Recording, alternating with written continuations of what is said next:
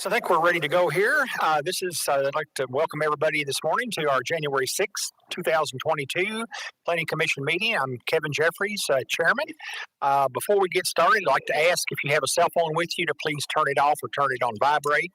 And if you would, join me in a Pledge of Allegiance. Pledge of Allegiance. One nation, one justice.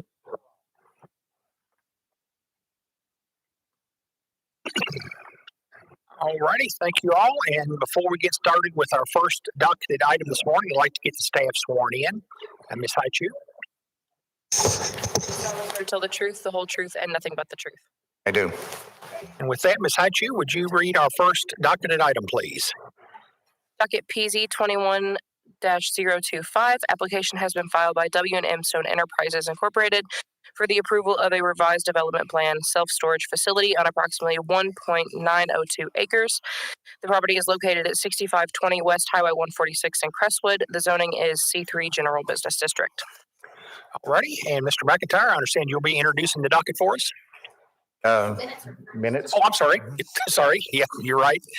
Okay, let's, commissioners, if I could, let's get a motion got a motion to approve the minutes from our November 23rd meeting. Do I have a second? Okay, have a second. All right, with that, are there any additions or corrections to the minutes? Any additions or corrections? Okay, seeing no hands go up, we'll now just do a voice vote on the approval of the minutes from our November 23rd meeting. All those in favor of approving those as submitted signify by saying aye. All opposed, no. Okay, minutes have been approved. All right, now with that, Mr. McIntyre, we will now move into the introduction of the first docket, please. Chairman, again, my name is Tom McIntyre, Senior Planner, Oldham County and Development Services. Before you all today is an application for approval of a revised development plan on approximately 1.9 acres. It is located 6520 West Highway 146 in Crestwood in Zone C3. Here we have an aerial. You can see it's pretty close to the Floydsburg Road and 146 interchange. Here we have the pavement. You can see there is quite a bit of pervious for surface rather.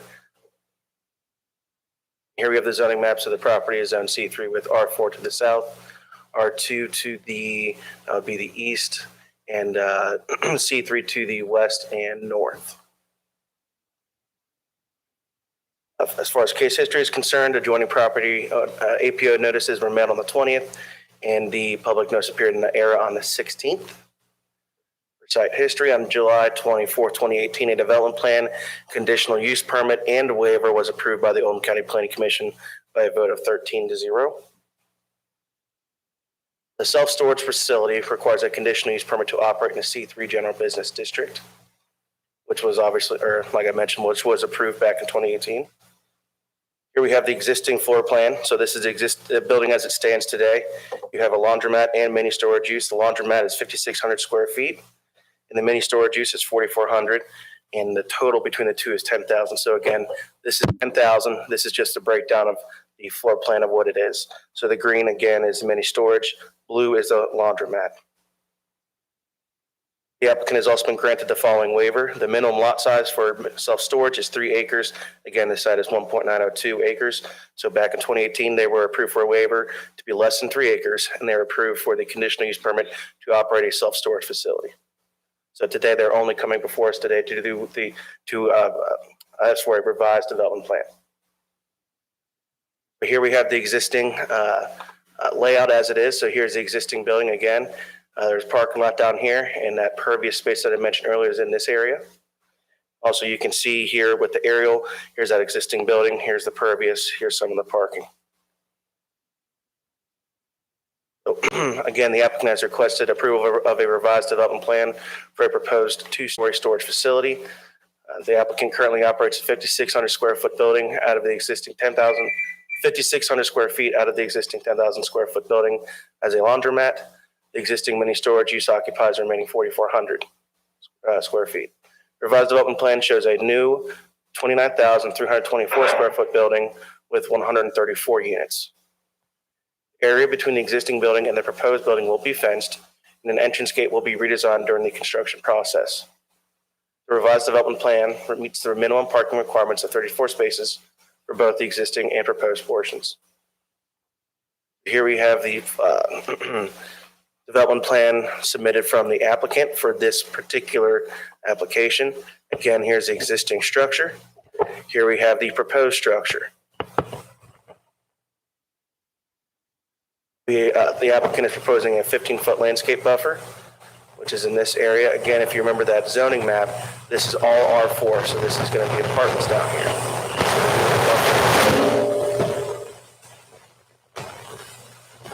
We'll be buffering this proposed structure from the existing apartments with this 15-foot landscape buffer area. Here is detention. For the Oldham County Engineering, the amount of peak hour trips is below the requirement for either a traffic assessment or a traffic impact study. Therefore, one was not required. Additionally, this did not require review by the Technical Review Committee due to it being a Category 1 site plan due to traffic counts. So this did not go to TRC, so you will not see TRC review comments in your packets due to it not going to that committee. Plan meets all other Oldham County zoning and subdivision regulations. Here we have the proposed rendering submitted by the applicant. Here we have the proposed structure, so you can see that existing structure over here. This is just an idea where it will be. So this is obviously done by me, but it's just more of a graphic aid. Again, just a graphic aid right here, giving an idea of how close it'll be to the street. This is Old Floydsburg. Here we have the existing structure. Again, Crestwood self-storage. There's Crestwood Laundry. Here we have PNC Bank to the north. Here we are looking at up at PNC Bank, looking was that south towards Crestwood Laundry. Here we're looking south down Floydsburg Road. Here's north on Floydsburg Road, looking at 146, and here's the railroad tracks. Here we are looking, that'd be west down Highway 22 towards PB Valley. We're looking west towards west on 22, away from PB Valley. Here we are on 329, looking over the railroad interchange towards downtown Crestwood. Here we are again, just looking, and as you can see over here in the bottom right, you can see there's a second entrance and exit to this commercial area. This is just simply looking at that interchange, looking towards PB Valley on 22. Again, just looking towards the commercial center. Down Highway 22 again from that same second entrance. Proposed conditions of approval. The approval applies only to the plan presented at the January 6, 2022 Oldham County Planning Commission public hearing. There shall be no changes to the revised development plan without review by the Oldham County Planning Commission. The revised development plan must comply with all established federal, state, and county ordinances and requirements at the time of construction plan approval. A landscape plan and lighting plan must be submitted and approved prior to the issuance of any building permits.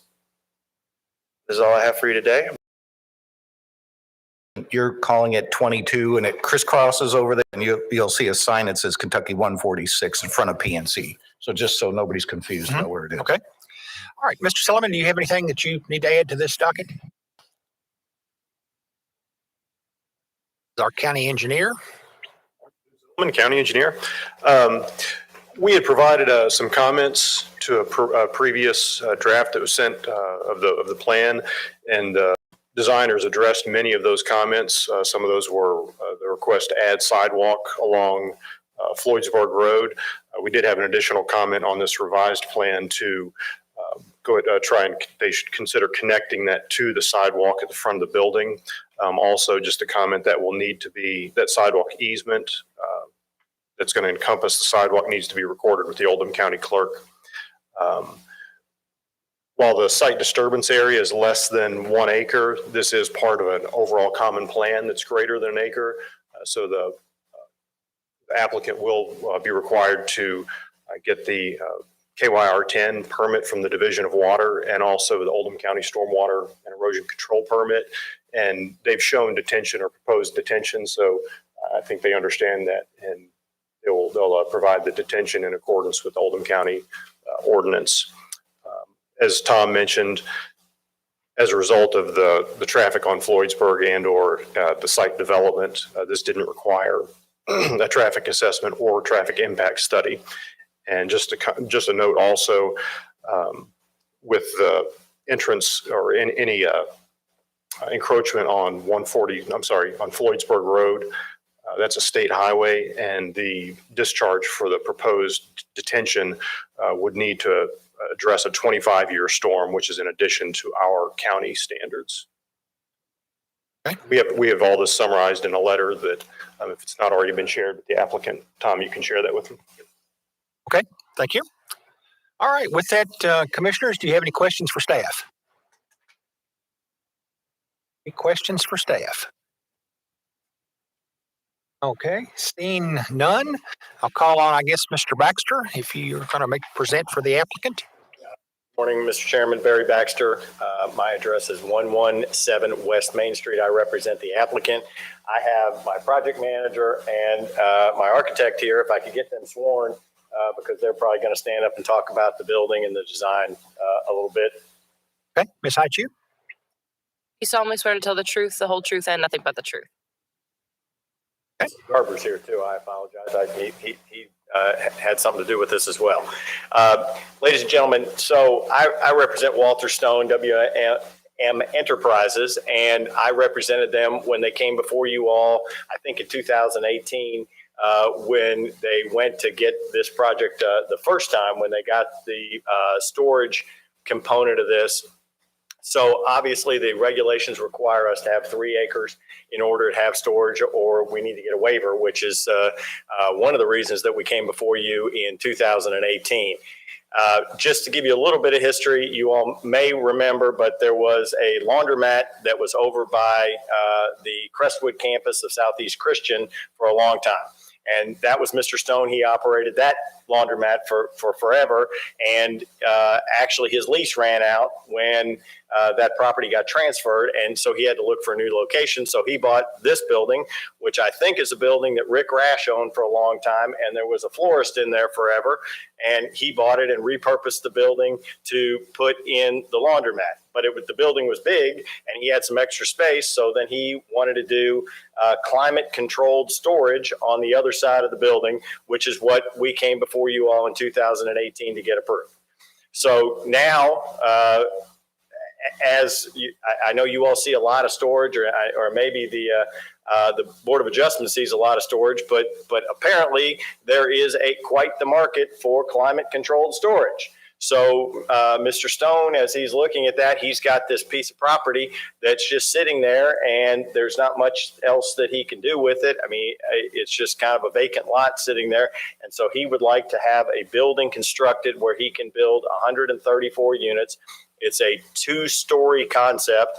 Again, it would be climate controlled. There's going to be a single access point, I think, redesigned, and I'll let you guys talk about that here in just a second.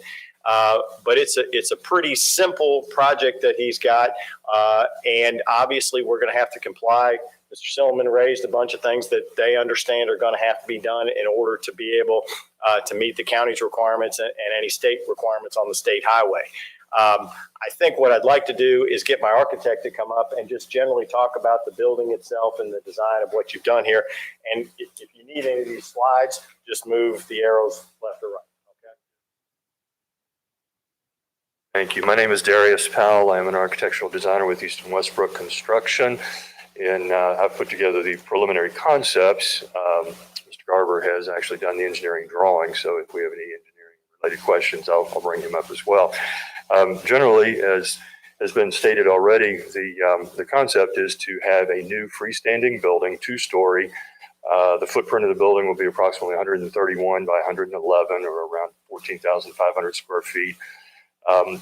Because the grade does drop from the existing finished floor of the current building down to Floydsburg Road, the idea is that there will be a single point of entry at the first level, as shown in the plan that you're looking at here. There will be a second level that will have a point of entry between the 2 buildings. If you can see on the drawing there, there's a ramp that goes up between the buildings that would access an at-grade entrance to the second level. So we'll be following that grade up as well. It's a pre-engineered metal building type of a concept. There is a rendering in the package. I'm not sure if it's a very good rendering or not to be able to, there we go. This will give you an idea of the rendering, what the building will look like. This is a two-story building next to a one-story building. Across Floydsburg Road, there's two-story and three-story buildings, so it's not unusual in this environment. We did make it so that the finished floor of the second level of the proposed building is approximately the same elevation as the finished floor of the existing building. So we're not going to be considerably higher than the existing building, as you can see in the rendering here. There will be parking and access to the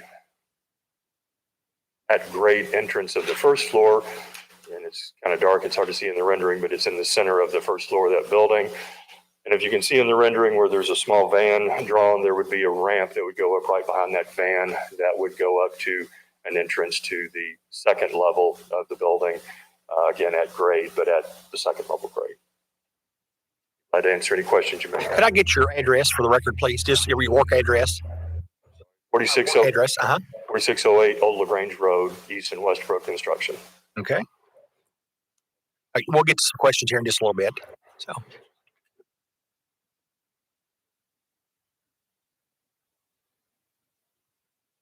The other point I think that it is important to note, and so the existing site is, and I know we keep changing how we do this, is here. There obviously are these apartments down behind us. When we came in the first time, there was not really any buffer that was added to the back of the site.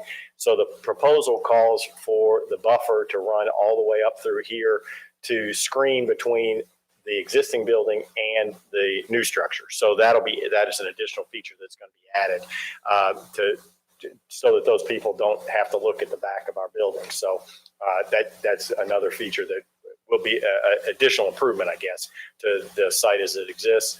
I've got my project manager here to talk, and Mr. Garber is here to talk if you all have any questions. It's a pretty simple concept, I think. I don't see it being a major disruption to the area. It's a pretty high traffic area there already, and as indicated, traffic study was not required. We've got a big parking lot out there in between the bank and our site, so there's plenty of parking. I drive through there all the time. I can't imagine that this is going to be any kind of beyond the fact that there's a new building there, that there's going to be much disruption to the neighborhood at all because of the fact that it's storage. I mean, you don't have a whole lot of people coming in and out. People are going to they don't get in their storage unit every single day. So that's really the main thing about it. And we are glad to answer any questions you all may have about the project, but there's not much to it. So we would just appreciate your consideration and approval. Thank you. All righty. Thank you, sir. Do we have anyone here that would like to speak in support of this application? Anyone here to speak in support of? Okay. Seeing none, is there anyone here that has testimony or questions opposing the application? Okay. Don't see anyone standing up. So with that, commissioners, we'll move into now questioning of the applicant by the commission. Are there any questions? Mr. Douglas? Thank you. I only have two questions. The first question is, what is the, the depth from the end of the building as you exit out onto Floydsburg Road? And what is the line of sight? I guess that's one question. To exit out of that parking lot.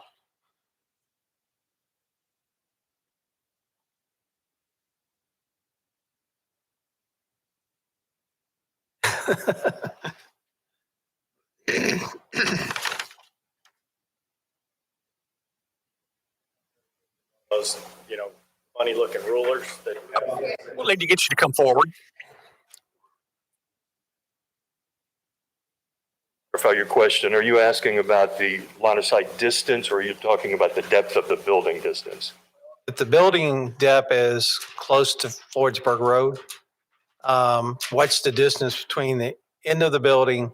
Like if I was exiting or somebody was exiting out of the parking lot and the building is there, what is the line of sight that they can see down Floydsburg Road to see oncoming traffic to exit out of the parking lot? Just to clarify, I've got the arrow here. You're talking about the exit right here. You were worried about if somebody turns their head to the right, looking this way, what the sight distance is on this road? And are you also asking, does the building obstruct that line of sight at all? Correct. Okay. And I don't see on the, I guess, on this proposal, There's also not a dimension of that corner of the building to the roadway. So that's, I think, what you're asking. It's the height of the building. I see the cumulative, but I don't see the total height of the building. The eve height of the building is approximately 24 feet from finished grade up, 12 foot each level approximately. The At lower end or all of it totally? full height of the building at the corner, but at all sides. The low eve height, and of course, it'll peak in the middle at 112. Depth is 131 feet. The building does not obstruct the view of somebody who is attempting to make a turn onto the road. You're stating that, but what's the distance between the corner of that parking lot to the building? I don't see that on there. Only 45 feet. I don't have an exact dimension. It's approximately 45 feet. If that's close enough, that's great. If not, I'll ask Dave to answer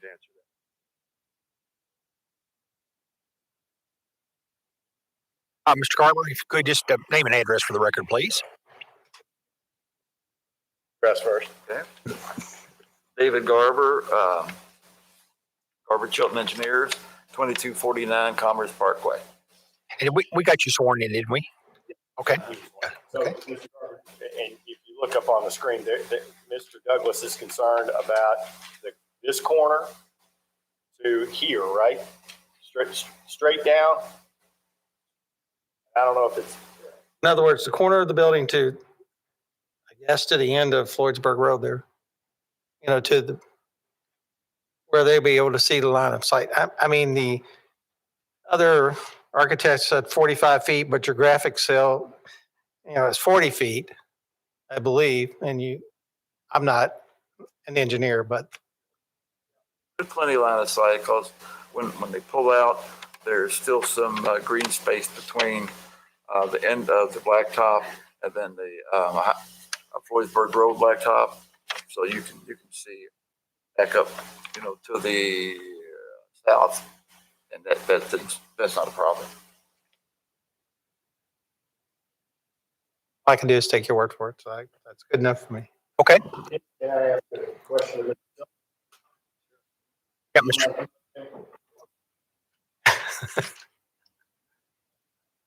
Understand Mr. Douglas's concern. Does that provide you, based upon the drawing that you've seen, any concern about the sight distance from the corner of the building? No, it seems sufficient. Okay. Any additional questions for the applicant? Any additional questions? Oh, okay, Mr. Urban. Mr. Baxter, the site plan does not show any outside storage. Is the intention of the owner to put any outside storage?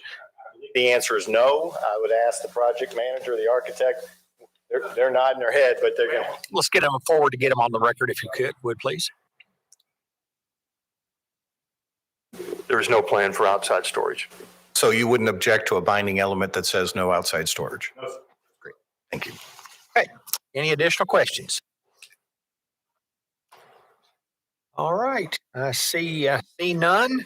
We'll now move into, we don't have any rebuttal, so I guess we're down to final statement, Mr. Baxter. I mean, you all are going to see a lot of me today, so I'm not going to make a final statement. I think you all know what I want, so thank you. Okay. All right. With that, docket PZ 21025 is closed. And as always, I'll call on Mr. Urban and Mr. Carter to outline what's being required or what's being asked for on this application. So this is a request for a revised development plan, and you've heard and seen testimony on that plan. As always, there are proposed motions on page 2 and 3 for either approval or denial as a guide for you to make this decision. There are proposed conditions of approval on page 3, and I'll read them. The first one is that the approval applies only to the plan presented at the January 6, 2022 Oldham County Planning Commission public hearing. Number 2 is there shall be no changes to the revised development plan without review by the Oldham County Planning Commission. Number 3, the revised development plan must comply with all established federal, state, and county ordinances and requirements at the time of construction plan approval. Number 4 is a landscape plan and lighting plan must be submitted and approved prior to issuance of any building permits. And then you heard testimony that they'll accept a number 5, which is no outside storage is allowed. Okay. All right. Well, Commissioners, you heard what's being requested on this revised development plan for a self-storage facility. Do we have a motion? Mr. King? Thank you, Mr. Chairman. Move for approval of the revised development plan as presented. Based on evidence and testimony presented, I find the revised plan consistent with the comprehensive plan, the subdivision regulations, zoning ordinance. I would like to incorporate the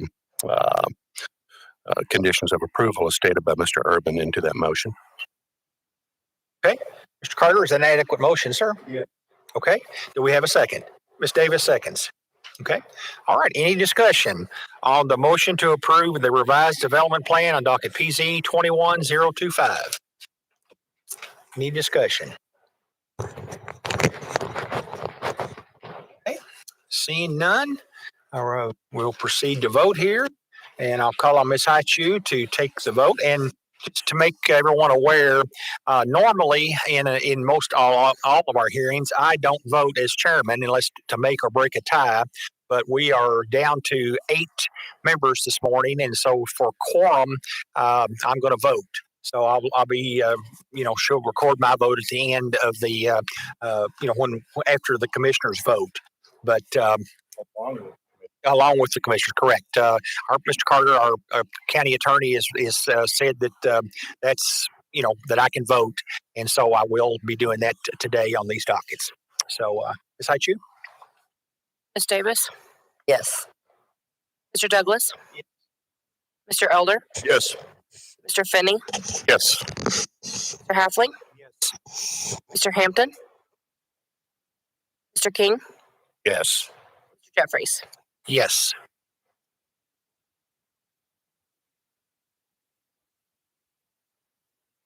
Okay, with that, docket PZ 21025, the revised development plan has been approved on a vote of 8-0.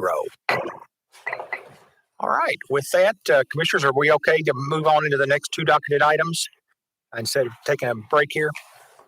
Okay, we'll move on to the next 2 docketed items here, and I'll call on Ms. Haichu to read those, please. Docket PZ-22-001. Application has been filed by, I'm sorry, is it Gary or Jerry? I don't want to butcher names. I know what that's like. Okay. Jerry Aarons for the approval of a zoning map amendment on approximately 1.2 acres. The property is located at the 1200 block of North Highway 393 in Buckner. The proposed changes from I-2 Heavy Industrial District to C3 Commercial General Business District. And docket PZ 22-002, application has been filed by Jerry Aarons for the approval of a development plan for Aarons Professional Offices on approximately 1.2 acres. The property is located at the 1200 block of North Highway 393 Buckner. The proposed zoning is C3 Commercial General Business. All right. With that, Mr. McIntyre, I assume you'll be introduced. This application before today is for a zoning map amendment and a development plan for Aaron's Professional Offices. This is in Buckner on North Highway 393, and the changes from I-2 to C3. So here we have the aerial. You can see the manufacturing building that is on the corner of 393 and 146. Here's the proposed site. Here's Oldham County High School, and here's the Red Cross. So it'll be in the open field between Red Cross and the manufacturing facility. Here's the pavement. So again, this is just a big open field. You can see the high school and the existing structures around it. Here's the zoning map. So this is a C of I-2 on the, what that would be the east side of 393. On the west side is R2, which is an institutional. Again, it's Oldham County High School. Here we have the future land use map. So the bulb makes it look yellow, but it's actually an orangish hue. So this is the future land use that's shown. This is industrial, but keep in mind you do have commercial around it with institutional to the on the other side of 393. As far as case history, a neighborhood meeting was held on November 10th. TRC was held on the 17th of November. The APOs were sent out on December 20th. The notice appeared in the Oldham Era on the 16th of December, and a zoning change sign was posted 2 weeks ago today on December 23rd. Proposed project area does not have any previous site history. Again, the applicant is requesting a zone change from I2 to C3 for a professional office. The proposed development plan shows a 13,800 square foot structure, which will provide professional office space for Aaron's orthodontics practice, as well as additional suites for similar practices to rent. The proposed building has been designed to allow for entrances to potential suites and offices at both the front and rear of the building. The proposed development plan shows one entrance on North Highway 393. The plan outlines one detention basin and sewer services will be provided by MSD. And the plan meets all other zoning and subdivision regulations. For the Oldham County Engineer's Office, a traffic assessment is required in accordance with the Oldham County subdivision regulations. However, with the project to realign Kentucky Highway 393 to be completed in the near future, the traffic volume on current 393 at the development will change significantly. Therefore, staff is not requiring a traffic assessment from the applicant. And this can be detailed in the letter from the engineer dated this, from the 2nd of October, or 2nd of December, rather. So here we have the plan submitted by the applicant. As you can see, there's a 10-foot vehicle use landscape buffer area, which is highlighted in green. So it's the area between the proposed parking and the right-of-way as it stands today. Here we have the detention on the north portion of the site. Here's the sign that was posted. So if you look at the bottom right, again, you can see these pictures were taken. So this was over here near the manufacturing facility, looking towards 393. So you're looking at the back side of the sign. This is Oldham County High School. Here we are in the Red Cross parking lot looking south towards 146 is down here. Here's the gas station. Here's 140 or 393 rather. This is again just looking through the open field. So the proposed site area is in this vicinity. Here we are over in Oldham County High School looking across 293 towards the manufacturing facility. Again, just another view looking across the open field where the proposal will be. Here we are on 393 looking south towards the intersection of 146.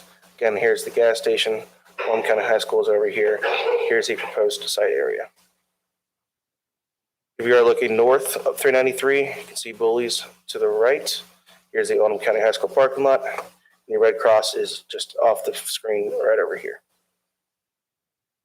And just another picture standing on the double yellows of 393 looking towards the high school.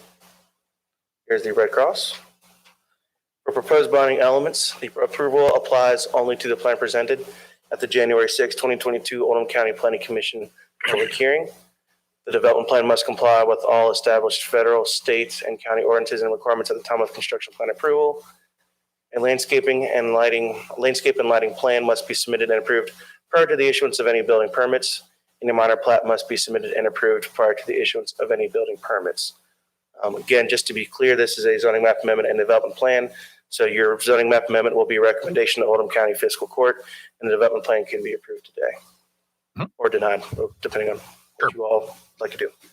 So with that being said, I have that's the end of my presentation. I'd be happy to answer any questions. Okay. Thank you, sir. Mr. Tillman, you have something you need to add to this application?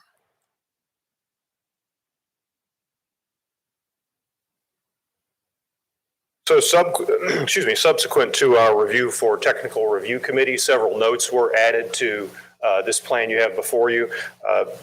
Include a requirement for the Kentucky Division of Water KYR 10 permit for the site disturbance over an acre, conformance with our post-construction runoff ordinances, and application for the erosion control permit through my office. In addition, Tom mentioned that we were not requiring the traffic assessment. And again, that's because of the plan changes to 393. It wouldn't make sense to make them do that. Also, this will have an encroachment on the state highway, so they will be required to apply for an encroachment permit through KYTC. Okay. Thank you, sir. All right. With that, is there any questions for the staff at this time from the commissioners? Mr. Finney. Yes, Mr. Silliman, where is this going to be, the plan, new 393 in relation to this building? Sorry, what could you restate that? Is the new 393 going to intersect in relation to this building? I can answer that as well, either one of us. Well, so 393 is going to be completely realigned to line up where it currently intersects on the south side of 146.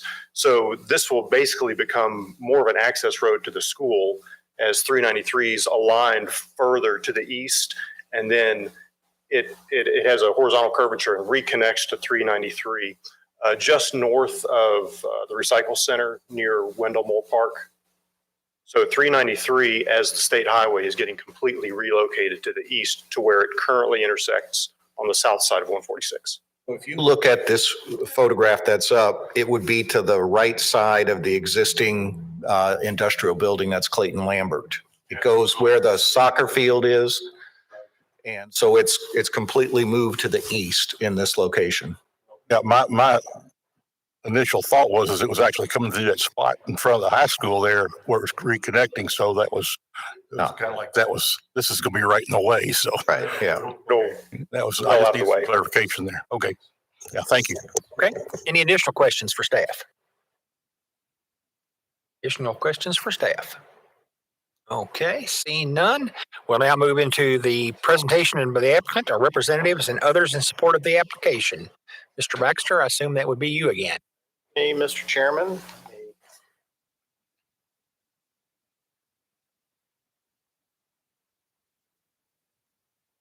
Do you have anyone you'd like to get sworn in? Mr. Chairman, I've got some representatives of my engineering firm here. Besides you, if you would, let's get them sworn in. Solemnly swear to tell the truth, the whole truth, and nothing but the truth. This little thing right here, Tom. Go to the bottom right. That thing? Yeah. Perfect. Good morning, ladies and gentlemen. Again, my name is Barry Baxter, 117 West Main Street here in LaGrange. I represent the applicant, Dr. Jerry Ahrens. Dr. Ahrens has placed a contract on a piece of property with Clayton and Lambert Manufacturing to purchase approximately 1.2 acres, and we're going to talk about that a little bit. And so he would like to build a new building for his orthodontic practice in this particular location. So this is just a little information about Dr. Ahrens and about my engineer who is here, Carl Lentz and Eric Hafer. They're the ones who prepared the site plan and the drawing. Leo Post is the architect, and we're going to see a concept drawing of the building that Mr. Post is proposing to be constructed on the site. Just a little, well, first of all, this is a Google Earth picture that I took just to give you an idea about what is kind of located in the area. Our site, as indicated by Tom, is located right around in this area. And while, you got some strange zoning out there. So obviously the high school is zoned R2. Residential, but it's clearly not a residential use. You've got this manufacturing plant that is located here. We have the American Red Cross to the north, the barbecue site here, and we've got an auto repair place in this location. In addition, obviously on the corner there, you've got the Food Mart and gas station. There's another strip mall in the area. So there's a lot of commercial uses in this particular location.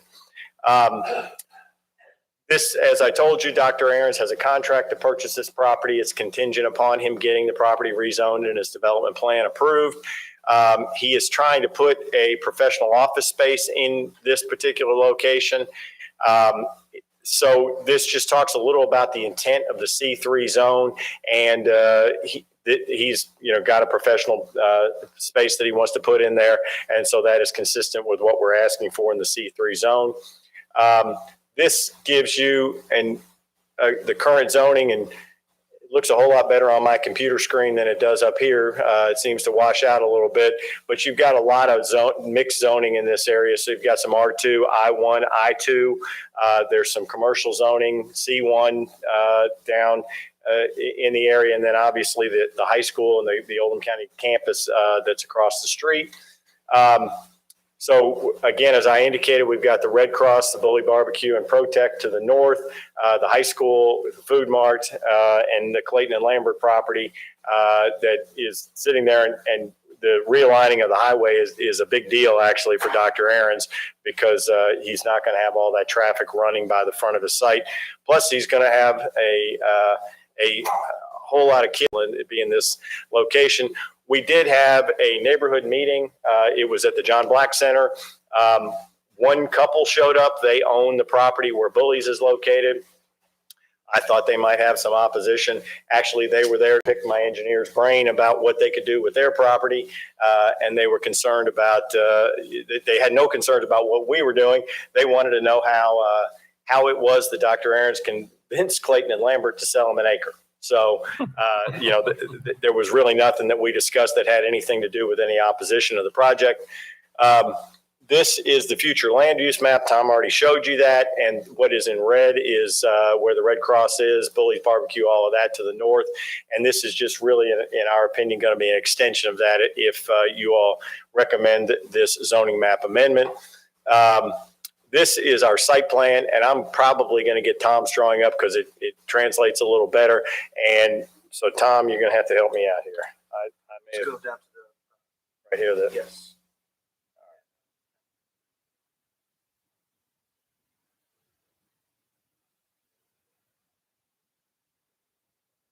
So I'm going to have my engineer come up here, Mr. Lentz, if you would, just come up and talk a little bit about, and they've got a couple other drawings if you want to move. Use the arrows to move to your right. You got a couple other drawings, and put it on the overhead projector. Name, address, and just tell me your professional qualifications. It's Carl Lentz with LJB Inc. It's 12800 Town Parkway, Suite 201.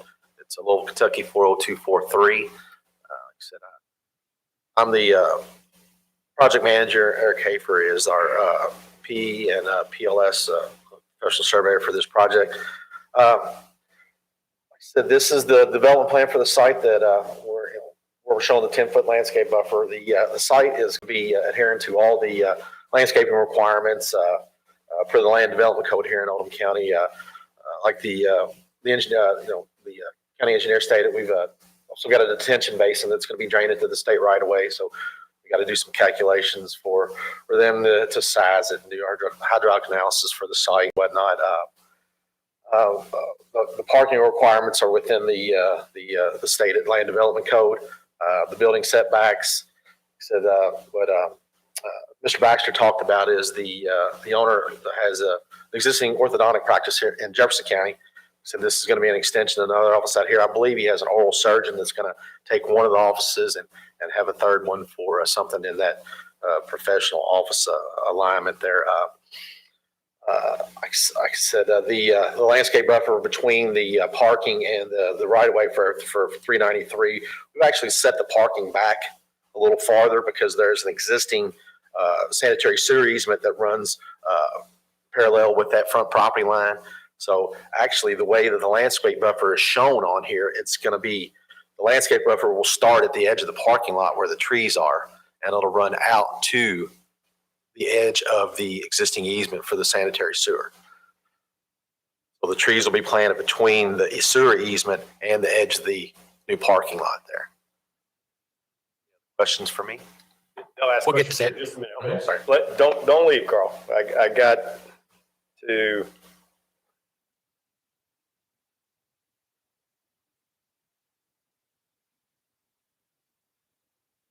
So I copied from the plan some of the things, and you've listed the standards in the C3 zoning, and your testimony is that we meet or exceed all of those standards, correct? Yes, sir. Yes, sir. Yes, sir. All the setbacks, like I said, for the going from to the C3 zoning, we're going to be in compliance with the land development code. Okay. Yes, sir. And then you provided on the, also on the right-hand side of the page, you provided some general project information, and I just copied this out of that. So we've got a 13,800 square foot building, but that's not our footprint. Our footprint's smaller than that because it's really a story and a half with a basement, right? Exactly. We did some preliminary geotechnical reports. The doctor was wanting, like I said, the 9,400 square foot the footprint, and was wanting to do a half basement under the building for doing some storage for the offices and stuff like that. That's what the 4,400 square foot in the basement was. By the preliminary, the geotech, it has shallow rock out there. He may not be able to do that. So we're just sort of, he's asking for the 13,800 if we can do that, but we'll get there during the engineering phase of the plans there. So we may not be able to put the basement in. We may not be able to. So we'd be at the 9,400 square feet. Exactly. Okay. And then you indicated on the plan there's going to be 46 parking spaces, right? That's right. That's within the requirements of land development code. Okay, single access point that you've shown on the drawing, right? Yes, sir. And the detention basin in that northwest corner, why are you putting it in that location? Well, that actually the whole site drains from the 393-146 intersection back to the corner of the property there where we're proposing the 1.2 acre tract. And that's just the general low point of the site. The outlet runs, there's a drainage pipe that runs under 393 there that gets into a pipe system that goes around through the school system there. And like I said, that was just the optimal place for the detention basin being in the low part of the lot. And obviously, if that pipe is not big enough, the state's going to require us to resize the pipe or do whatever. Well, we'll run an analysis on the existing pipe there, and just by some preliminary calculations, we're thinking that the pipe is sufficient to handle what's actually the pre-development was going there now.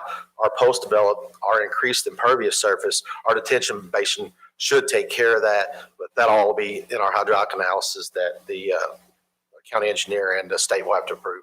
Okay, and then you had some general notes on the side of about it, and there's nothing that we haven't already really talked about as it relates to this is from the side of the plan, right? Yes, sir. Okay, and I know you didn't have anything to do with this, but you've seen this, right? And this is the concept or the rendering that Leo Post, our architect, has put together. And the only thing that's significant on here is I had noted that it was a 27 feet, and it is going to be the proposed building height. So as you understand it, this would be the kind of the front of the building, right, with the access points over in here. Exactly. And these are the just side views of the building, correct? Right. And then Mr. Chairman, I put this, I think I said 27 feet, it's 27.9. So this is one of those drawings that the architect provided us, and it was all on one page, so I cut it down just so we could see what he shows as the height of the building, and that's located on here. I'm good with you. Okay. They may have questions for you though, so you might want to stay seated sort of up here. So again, this is just the justification. I put together a justification statement as a part of this, and I really just copied and pasted. So you all had my justification statement, but this is just the highlights of that.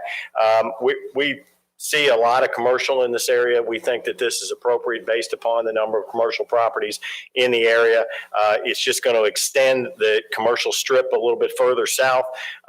We've got an industrial use across the street from a high school, which obviously is probably not the most desirable thing. So this will provide a little buffer for that.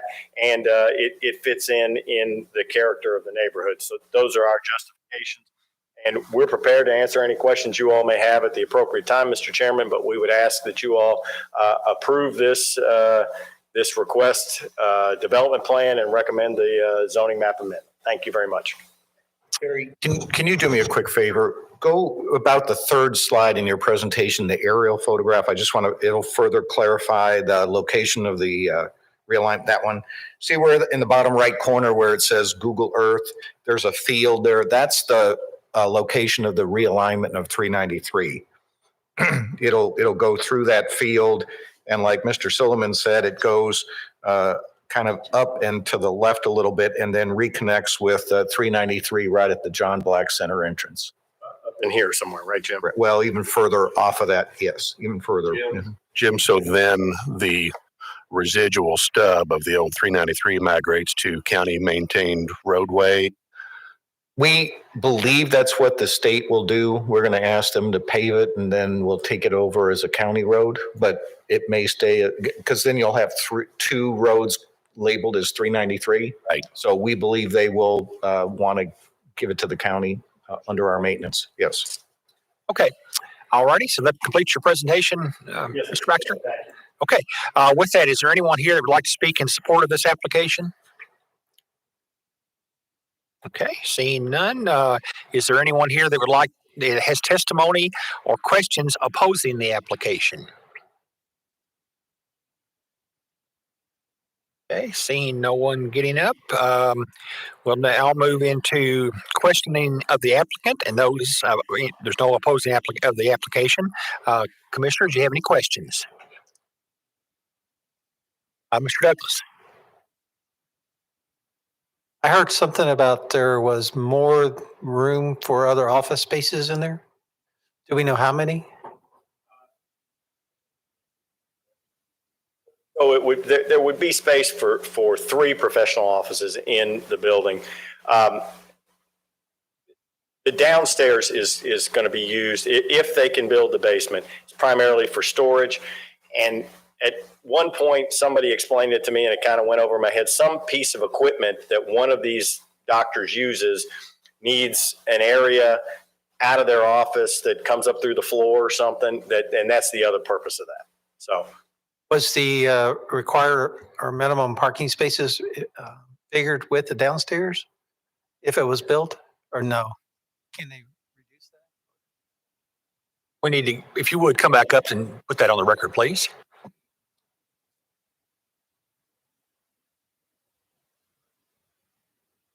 The development plan that was submitted, the total square footage of the building, including the basement, does show the required parking spaces that meet code.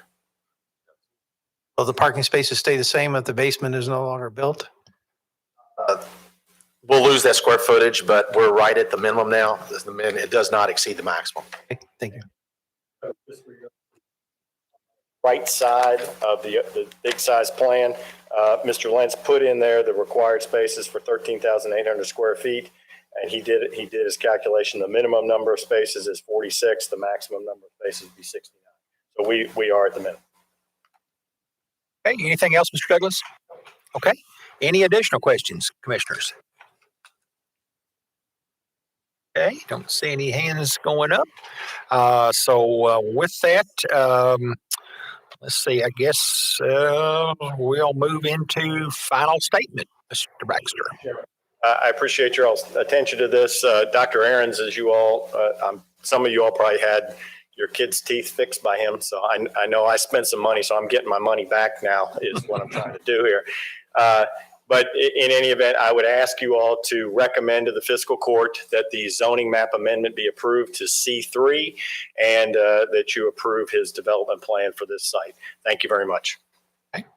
And just for clarification for the commissioners, this is a down zoning. They're going from I-2 down to C3.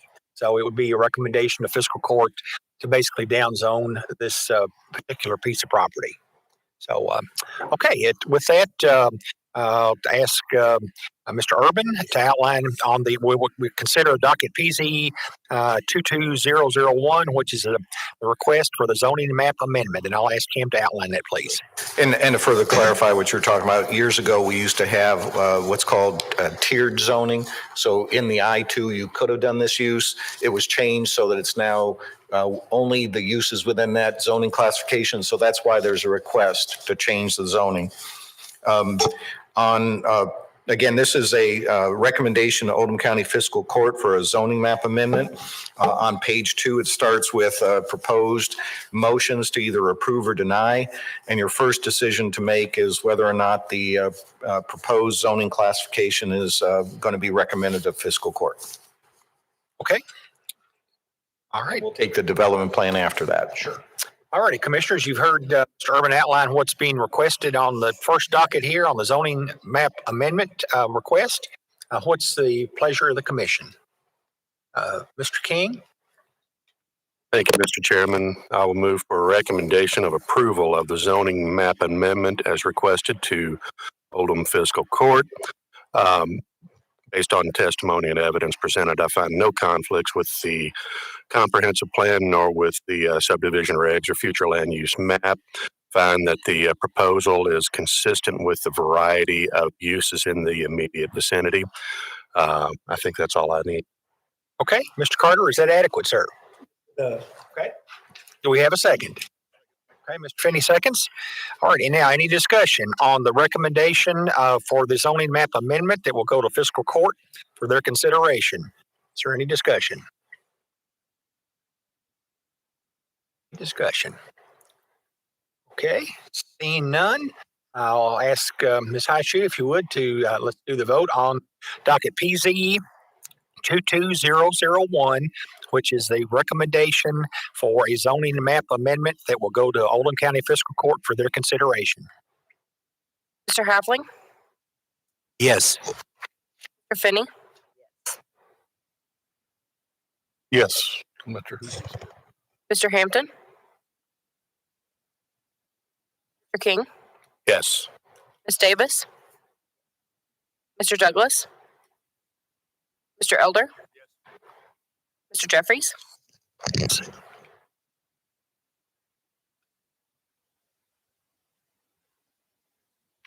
All right. The motion to approve the zoning map amendment request to go to fiscal court is on docket PZ 22001 has been approved on a vote of 8-0. So, Mr. Urban, if you would, outline the development plan request on docket PZ 22002. Sure. So should Oldham County Fiscal Court go along with your recommendation to change the zoning, development plan approval is necessary, and that's your job. There's, again, sample motions for either approval or denial. There are four proposed binding elements. The first is the approval applies only to the plan presented at the January 2nd, 2022 Oldham County Planning Commission public hearing. The second is that the development plan must comply with all established federal, state, and county ordinances and requirements at the time of construction plan approval. Number three, a landscape and lighting plan must be submitted and approved prior to the issuance of any building permits. And number four is that a minor plat must be submitted and approved prior to issuance of any building permits. I heard no other items that would be considered as binding elements. Okay. All right, Commissioners, you heard what's being requested here on the development plan. What's the pleasure of the commission? Oh, okay, Mr. King. Thank you, Mr. Chairman. I will move for approval of the development plan as submitted based on testimony and evidence presented. I find it complies with the comprehensive plan, no conflicts noted, zoning ordinance and subdivision regulations, and again, consistent with the character of the area. Okay, Mr. Carter, is that adequate, sir? Yes, it is. Okay, do we have a second? Ms. Davis seconds. All right. Now, any discussion on the motion to approve a development plan on docket PZ 22002? I believe I failed to specify and want to incorporate the proposed binding elements as articulated by Mr. Urban. Okay, Ms. Davis, is that okay with you?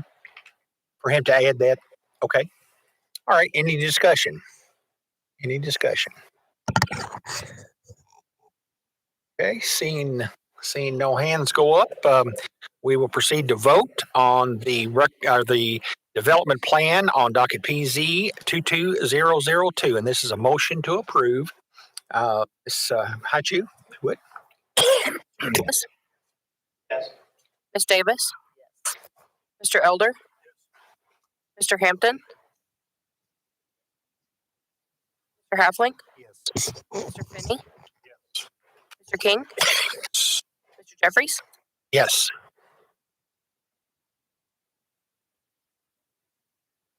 All right, the motion to approve the development plan requested on docket PZ 22002 has been approved on a vote of 8-0. So with that, Commissioners, let's take about a 10-minute recess before we do our next two docketed items. So we will stand in recess.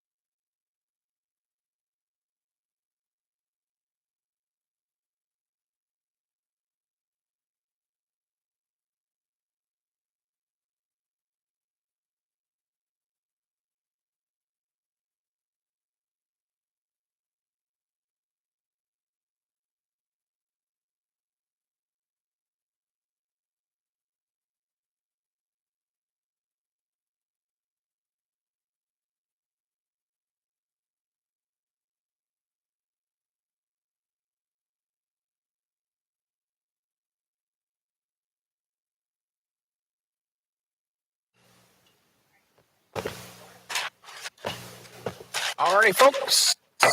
Come back to order here and for our next two docketed items. And as always, I'll call on Ms. Haichu to read those two dockets, please. Docket PZ-22-003, application has been filed by Key Commercial Realty LLC for the approval of a zoning map amendment on approximately 1.57 acres. The property is located at 3601, 3603, and 3607 West Highway 146 Buckner. The proposed changes from R2 residential and R2A residential to R4 residential. And docket PZ-22-004, application has been filed by Key Commercial Realty LLC for the approval of a development plan, Delger Buckner Apartments, on approximately 1.57 acres. The property is located at 3601, 3603, and 3607 West Highway 146 in Buckner. The proposed zoning is R4 residential. Oh, there he is. Okay, thank you. With that, Mr. McIntyre, I'll ask you to introduce the dockets, please. Yes, sir. Thank you, Mr. Chairman. Again, my name is Tom McIntyre, Senior Planner, Oldham County Planning and Development Services. Before you all today is a zoning map amendment and development plan for the Delker Buckner Apartments, which is for specialized 24 units on approximately 1.57 acres. It is located on West Highway 146 in Buckner. It is currently zoned R2 and R2A, and the proposal is to rezone it to R4 residential. Here you have an aerial. You can see it's three separate parcels as it stands today. The idea is to consolidate these if they were to be approved, and then to move forward and put apartments there. Here you have the pavement. You can see when I was out there, a lot of these buildings have been demolished, so these don't stand there today. You will see in the site photos, this structure does stand there today, and I believe this one is there. But for the others, they appear to be demolished. Here we have the zoning map. So as mentioned, this is a mix of R2 and R2A, which is this light orange. Well, you can't really, it's this portion is R2A, this is R2. And the proposal is to go to R4. Here we have the future land use map in red. Well, the subject properties are in red, and surrounding it in red means it's going to be, or we anticipate this property being commercial. Again, it's just a 25-year outlook from what you all recall from the comprehensive plan and future land use map. It's not what it is, it's what we are projecting it to be. So we can't change what we're saying. This was proposed to be commercial at some point. For case history, neighborhood meeting was held on the 3rd of November. TRC was held on the 17th of November. APOs were sent out on December 20th. Public notice in the Oldham Mayor appeared on the 16th. The zoning change sign was posted to the property 2 weeks ago today on December 23rd. Site history: on May 19th, 1988, the Oldham County Board of Adjustment approved a conditional use permit for a home occupation, which is antiques and collectibles, on a vote of 5-0. Again, the applicant is requesting his zoning change from R2 and R2A to R4 for an apartment complex on approximately 1.56 acres. R2.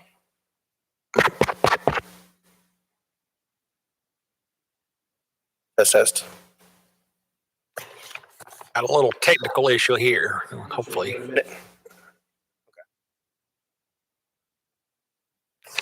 So I'll start on number 2. R2 allows a maximum density of 3.63 dwelling units per acre with a minimum lot size of 12,000 square feet and a minimum lot width of 80 feet. R2A allows a maximum density of 5.81 dwelling units per acre with a minimum lot size of 7,500 square feet and minimum lot width of 50 feet. R4, which is what the applicant is proposing, allows a maximum density of 16 dwelling units per acre with a minimum lot size of 6,000 square feet and minimum lot width of 50. The applicant is proposing a development plan detailing a 24-unit apartment complex comprised of 3 buildings, which complies with the Oldham County zoning ordinance. The plan outlines 1 detention basin and sewer services will be provided by MSD. Minimum open space required per R4 development regulations is 6,000 square feet, and development plan includes 0.6 acres of open space, which is roughly 26,000 square feet. So this is well over, above and beyond the minimum requirement. This proposal is an apartment regime where the roads will be privately owned and open space will be maintained by the developer/property owner. A landscape plan will be required along the western property to screen from an existing single-family home. Per the Oldham County Engineer's Office, neither a traffic assessment nor a traffic impact study is required in accordance with the Oldham County subdivision regulations. Here we have the submitted development plan per the applicant. You can see the 15-foot landscape buffer in this area. Here's the existing single-family home, which is off-site. So again, proposed structure here, existing single-family here. This will be buffered by this 15-foot landscape buffer. Here we have the open space. There are 3 separate open spaces. Space 1001 is here, 1002 here, and 1003 to the, that would be the east of these other 2-story proposed structures. For the detention, you can see that at the rear in this purple area right here. Oh, well, it appears to be blue on this screen, but purple on mine. So you can see it. It is clearly delineated. Here we have the sign posted on 2 weeks ago today on December 23rd. Again, here's that single family home. Here's that existing structure that we had talked about that had not been demolished. So this 15-foot landscape buffer area is going to be along this tree line. The detention basin, again, we showed that at the rear of the property. This is the low-lying spot, so this is where it'll be. Here we are just moving, again, if you look at the bottom right, you can see where all these pictures are taken, where they're oriented at. So again, we're back in the, I'd say the back middle, looking towards that detention area again. This is the corner of the property, so this is where that proposed detention basin will be. And here's, as we mentioned, here's that other structure which had not been demolished yet. So this is just more of a reference. This is the rear property line with a fence. So you can see the structures, existing structures that are behind the subject property, which is right here through this tree line. And we are just walking up, so walking east along the rear property line. So you can see the existing fence and the tree line walking east. And we're the what I call the back middle, looking towards that existing structure. There's that 15-foot landscape buffer area, the detention, the existing structure, and here's 146 along pretty much where these telephone lines are. That's where the road is, right here. And just a picture at the rear of the property looking towards 146. These structures that you see here are on the other side of the road.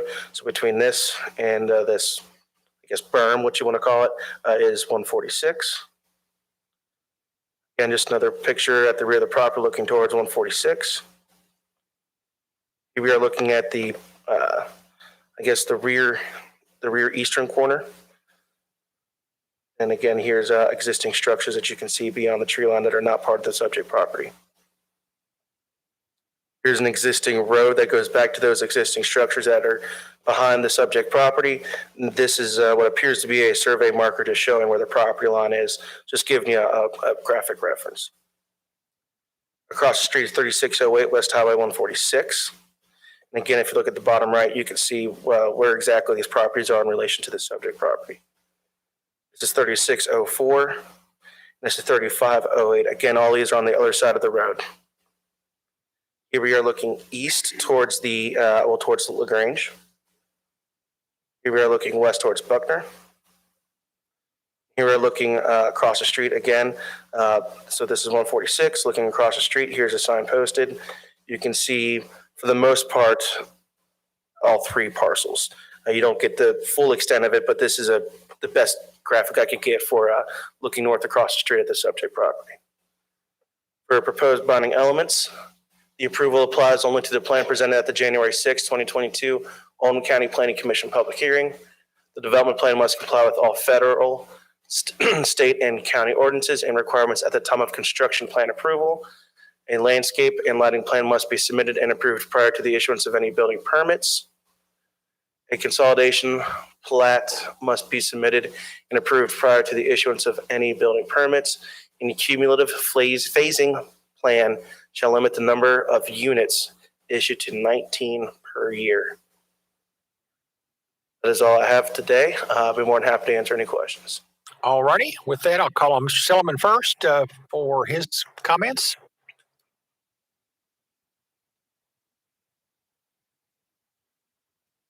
So as Tom mentioned, with regard to the traffic that's generated, we do not require a impact study or traffic assessment based on the generated trips. Because this is greater than a 1 acre disturbance area, similar to the previous projects, this will require Kentucky Division of Water KYR 10 permit. And also you can see with the detention they're showing here, they're prepared to provide the stormwater quality erosion control permit with our office and meet the post-construction stormwater guidelines. I think it is notable to show that or point out that on this, you can see it, they've got a perimeter swale around the property to capture what's not captured in the parking lot, stormwater, and guide it to the detention basin. So that's good. They will require that the basin be included in an easement that should be recorded with the Oldham County Clerk. That's all I have. Okay. All righty. And Mr. Michael Williams with the Oldham County School Board, to call on you, please, sir.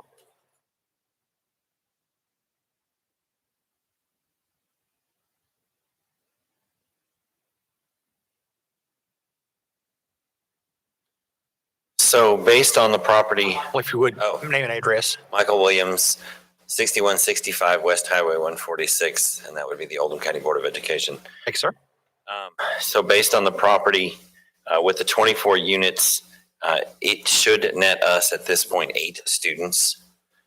The serving schools would be Centerfield Elementary School, Oldham County Middle School, and Oldham County High School. When you look at the final available capacity, it would be at 102.19% of capacity. When you add in the other already approved subdivisions in there, it would put it down up to 112.91. But based on the agreement with the district and the county for the capacity ordinance, it would then allow us to serve 19 students, or, grant them 19 permits per year. But I understand based on the apartments, it's slightly different. But this has not yet been approved by the board. It missed our December meeting, but it is on for our January meeting, and I know that it will be approved. So. Okay. While you're there, I want to clarify something for the commission. Actually, we don't have a multiplier for apartments. And so really, although Tom had binding element number 5 was that we limit the number of units to 19 per year, we really aren't doing that because, again, the way you build apartments is there'll be 3 building permits, 1 for each building, not for the number of units. And because we don't have a multiplier, we won't have a binding element that talks about school capacity. So I guess for clarification, there'll be 19 can be No, so there's no number. it will not be restricted because, again, you can't build 19. It's only technically 3 building permits because even though there's 24 units, there's really only, you're putting in a building permit on the shell. And then the units go inside it. So what we have been working on 2+ years now is figuring out, kind of like when in our conversation in November, talking about the planned, other developments, we're switching to units rather than permits per year, but we're still working on how does an apartment complex impact that. And if you remember, the study review committee had heard this. The planning commission recommended that we simply change building permits to units, and fiscal court has adopted that already. We haven't taken it. We got to take it to fiscal court and legislative bodies. So again, there won't be a binding element regarding school capacity for this project. And let me, I guess, ask Mr. Carter, is there any issues with the school board having not heard this yet? I mean, I think Michael has testified that, he feels like they will approve it, but they haven't at this point. Okay. And this will be a recommendation to Oldham County Fiscal Court, and if for some reason they deny it, it can be brought up at that point. Okay. All right. Thank you, Michael. All right, commissioners, questions for the folks for staff? Any questions? I'd like to add 2 things. So first being, again, it's a zoning map amendment, so it's a recommendation of fiscal court like you had mentioned. Second, we did receive 2 letters of opposition. And Ms. Heishu, if you could switch it over. These were received yesterday, so we didn't have enough time to really get them sent out and put in your packet.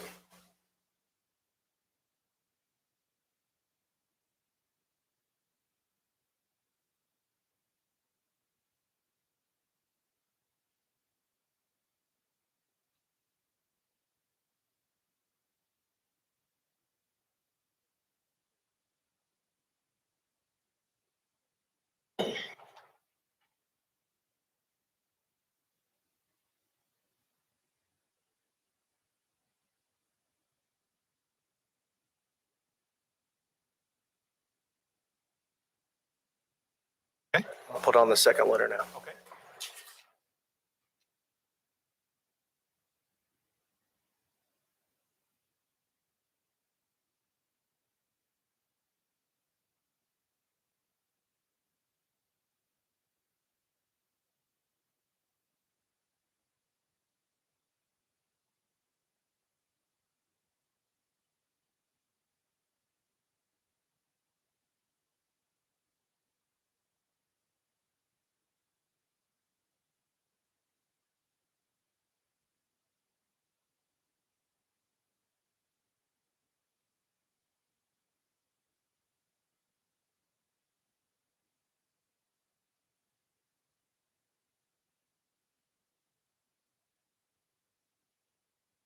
Okay. Thank you, sir. Anything else that you need to add, Mr. McIntyre? No, sir. Ms. Heitch, if you could switch the screen over. That's all I have to add. Thank you, Mr. Chairman. Okay. All right, commissioners, questions for staff? Questions for staff? All right, I see none. We'll now move into the presentation by the applicant or representatives, others in support of this application. Mr. Baxter, again, sir. Morning. Barry Baxter, 117 West Main Street here in LaGrange. I represent the applicant. Present with me today is a representative of the applicant, Mr. Billy Delker, and Mike Hill of Land Design. They both will probably testify, so Ms. Aishu, if I could get them sworn, please. Solemnly swear to tell the truth, the whole truth, and nothing but the truth. Ready? I do.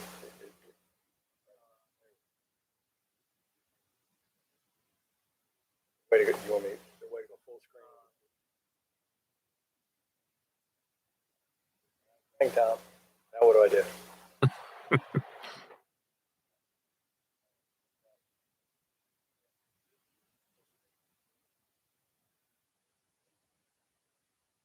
So this is a project that involves 3 parcels. And oddly enough, the addresses are 3601, 3603, and 3607 West Highway 146. So I don't know where 3605 is, but but all these this is contiguous property. So I don't think there is a 3605. When you look at this, the design of this project was done by Land Design. This is just a little overview of our project. We're asking to rezone property from R2 and R2A. And when Mr. Hill gets up here, he can show you the outlines. What's the R2 and the R2A? We're asking to rezone that property to R4 multifamily. This, again, Tom has already showed you. This is our site. Actually, that drawing that Mr. Hill put together shows that there's R2 in the back, and then the front and right side of our site is zoned R2A. I think the part that we also want to point out to you all is there's R2, C1, I1, PUD, Ag1, C3, and I2, all within a pretty close proximity of the site that we have. I know you all are probably familiar with the location, but here we have LaGrange Road that runs by out here. And then this depicts the train tracks that run through, obviously, the center of the county. And so these lots that are across the street are kind of shallow lots because they butt up against the train tracks, and they've got the road out in the front. The future land use map that Tom showed you projects that this would be a commercial site. We are proposing something that we believe to be less intensive than what the future land use map shows. Again, this is just the drawing of that future land use, and all of the areas that would be on the future land use map would be considered to be commercial. So all of what you saw there that was zoned residential, the future land use map projects it to become a commercial property in the future. We are proposing 3 buildings, 8 units each in each building. The building height would be 2-story with a max height of 32 feet. Each building is approximately 5,300 square feet. There's 46 parking spaces. 48 is the maximum allowable under the site. And it calls for 26,147 square feet of open space. As Tom indicated, that's way above what would be required in the R4 zoning. This is a drawing of just a depiction of how the buildings would sit on the site. I'm going to let Mr. Hill come up right now and talk about the proposed development plan and the way the buildings are situated on the site. So, Mr. Hill, if you want to come forward. Sure. Mike Hill, Land Design and Development, 503 Washburn Avenue, Louisville, 40222. So this is our development plan. It's a little over 1.5 acres, as was stated. 3 buildings on the site are proposed. There are 3 2-story buildings. Each would have 8 apartment units in each. The approximate square footage of each unit is around 1,000 square feet, according to Mr. Delker. We are proposing 1 entrance, as you can see, directly onto 146. So we will not be using the existing access drive to the east, which was a concern of some of the neighbors previously. So we will not be touching their driveway whatsoever. We will be proposing 46 parking spaces, which is just a hair shy of 2 spaces per unit. There is a landscape buffer to the left side of the site of 15 feet. We'll include a 6-foot privacy fence to screen the adjacent residential zone property just to the left of us. The landscaping you see is conceptual in nature, but we will comply with the zoning ordinance regarding landscaping and all other issues, actually. So we'll have island interior landscape areas with trees throughout the parking lot. Also on that landscape buffer on the left side, there will be plantings that will be decided on the future landscape plan that we submit. As far as drainage, as Mr. Silliman indicated, we will be directing all of the captured stormwater either in swales around the perimeter of the site or through the parking lot through a series of pipes and catch basins. It will all be directed to the detention basin in the rear. In this location here, it's the optimal site really for a detention basin on this property, as it's the low area. So we will capture everything here. During and immediately after a storm event, it would hold water and then release it in the same or lesser rate that the site currently sees, approximately in this direction here. It'll be a green, grassy basin. It'll be approximately 2 to 3 feet deep. Of course, those details will be further defined when we get into the construction plan phase, working with Mr. Silliman's office. Open space, we decided to keep the buildings kind of interior to the site a bit to create an additional buffer around the perimeter. For example, this building in this location here, this is our most closest located residential neighbor. So our building is 45 feet to the property line and approximately 90 feet to their house. So we wanted to pull the buildings in a little bit to create some green space that would create a buffer, but also be an area for kids to run around and play, people to walk their dogs, et cetera. I think that's all I have at this point. All right, thank you, sir. Mr. Delker, could you come up and just talk a little bit about the construction of the buildings and what they're going to look like? Obviously, they're going to need your name and address. Billy Delker, 4751 Fox Run Road, Buckner, Kentucky, 40010.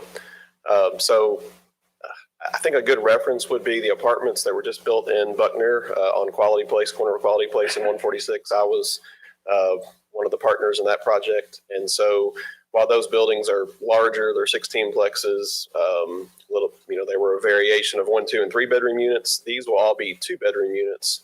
And the shape and design is a little bit different, but the exterior material usage would be similar, which was all had a brick skirt, hardy siding, so not vinyl siding. So they will have that type of character as far as the exterior curb appeal to them. So the way that this is laid out, the parking is in the middle and up in this area for the units, right?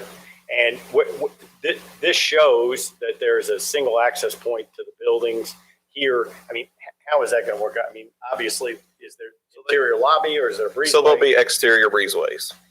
So you will come at like where that center point is. You'll walk in. You'll have 4 units on each floor with all exterior door access. So not an interior hallway configuration. Okay. And then you'll have 4 units on the second floor. Right. Some stairs in there to get to the second floor. Correct. Yes. Thank you, sir. And these are just some of the highlights. I think Mr. Hill's probably gone over these things with you all already.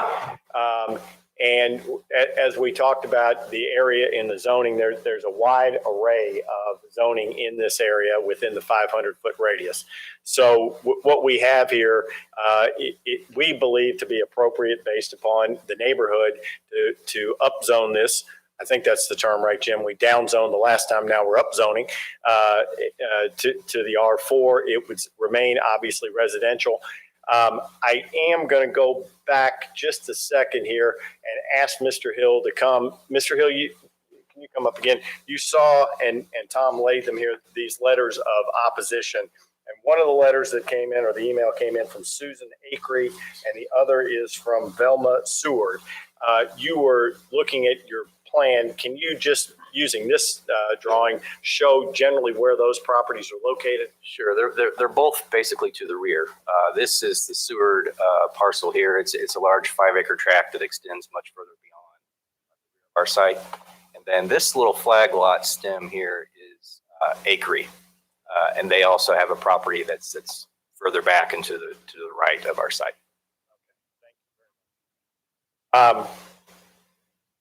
So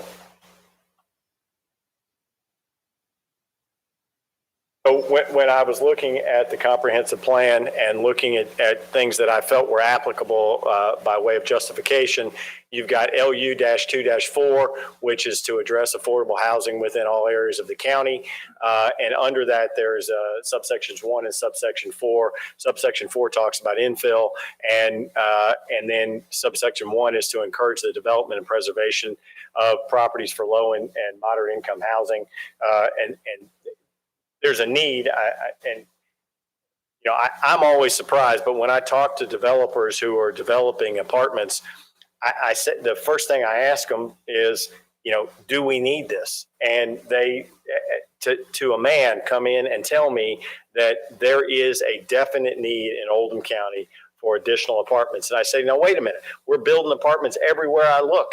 And when I say that to them, they say, there's not enough housing. There's not enough housing for people who want to live and work in this community. And that there is always, there's just a constantly growing need for this type of housing, especially in light of the fact that home prices have gone to such a level now that it is very difficult for people who are, working laboring in our community to be able to afford to live in the community. So, there's definitely a need for this. This is just, I think Mr. Delcar already spoke about it. This is just kind of the proposed design. I don't think, we've got some stairs at the front of this building, and this is a flat site. So just the way the property lays, this would not be something that would be necessary. So you can kind of disregard the stairs, but this just gives you some viewpoints of it. So that's going to conclude what we have. We request that you would recommend the R4 zoning for this, and that you would approve our development plan. And obviously, at the appropriate point, Mr. Chairman, we'll answer any questions you all may have. Okay. All right. Is there anyone here that would like to speak in support of this application? Anyone that would like to speak in support of? Okay. Seeing no one, is there anybody that would like to testify or have questions opposing the application? Anyone that would like to testify or have questions? And this is opposing the application. Okay. Seeing no one, I guess we'll now move into the questioning of the applicant by the commission. Ms. Davis? I have a question. Will there be a buffer to the rear of these apartments back towards the surge property?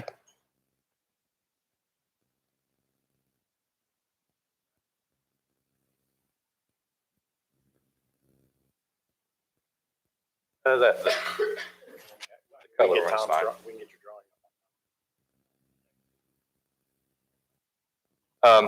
There will be a setback. Our rear building sits, there's a 25-foot setback from the rear of our building to the rear property line. Because that property is owned commercially, there's not a required landscape buffer. So along that rear property line, we will not be proposing a landscape. A single family residential house there. So is there going to be trees or anything back there to?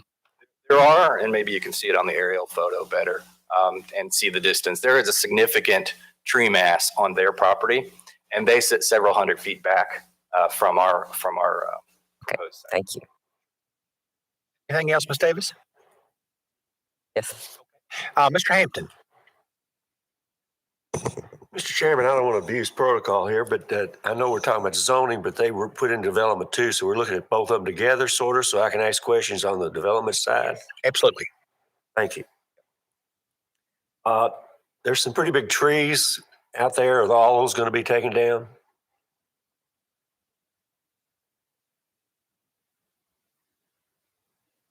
On the front, I'm talking about toward the front anyway. So if you look at the site now, these are all three parcels. I've owned two of them for a long time, and and we've gotten demolition permits as we were ready to get rid of some eyesores and some tenants that I had. There are a couple of big trees left in the middle of the property right now that will have to come down. But to Ms. Davis's point, there are some, there's a tree line along the rear property line against the sewer property, and our intention would be to save as many of those as we can. Front will come down.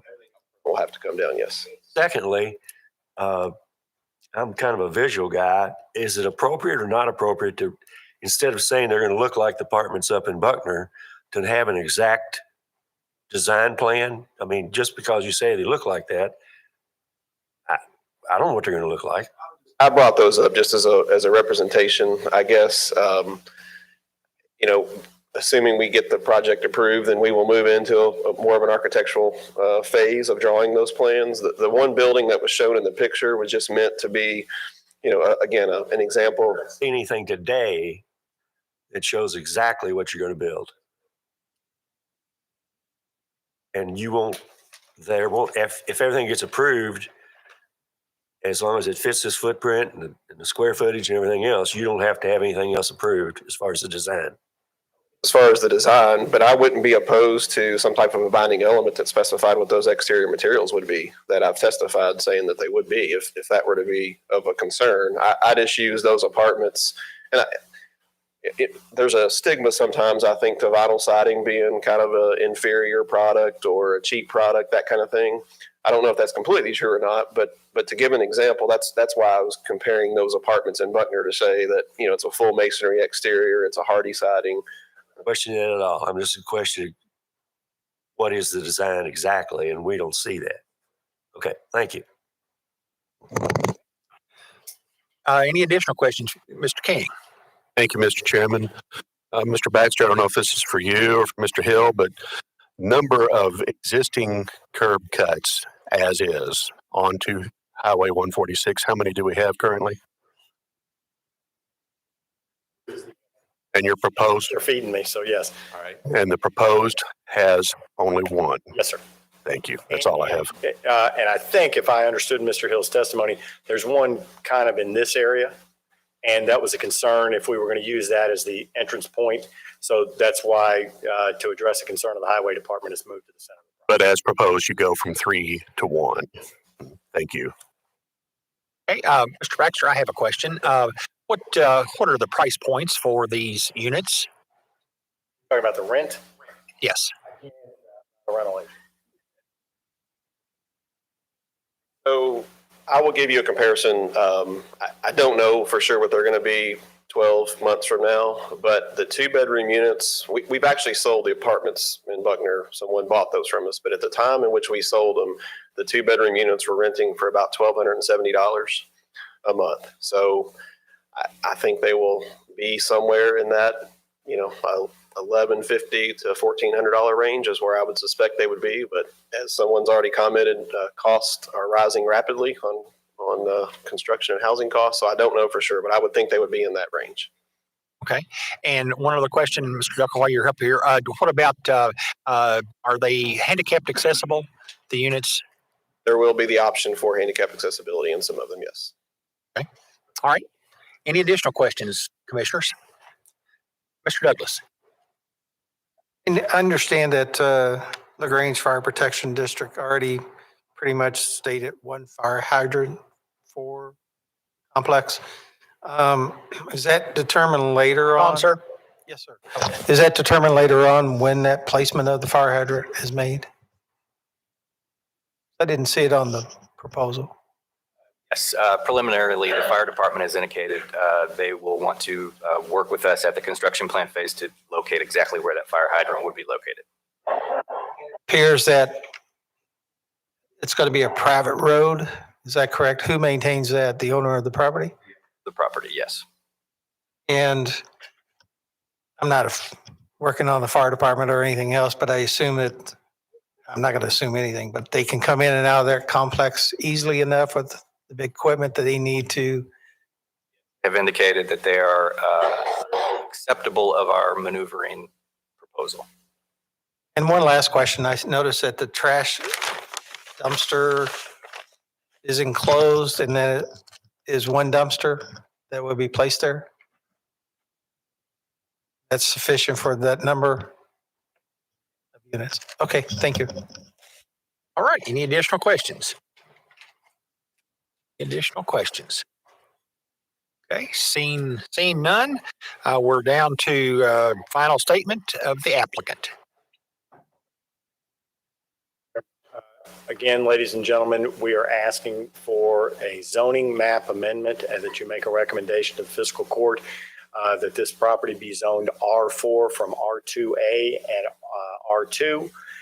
We are also seeking approval of a development plan that would provide for 3 buildings, 8 units apiece, to be located in this location in Buckner.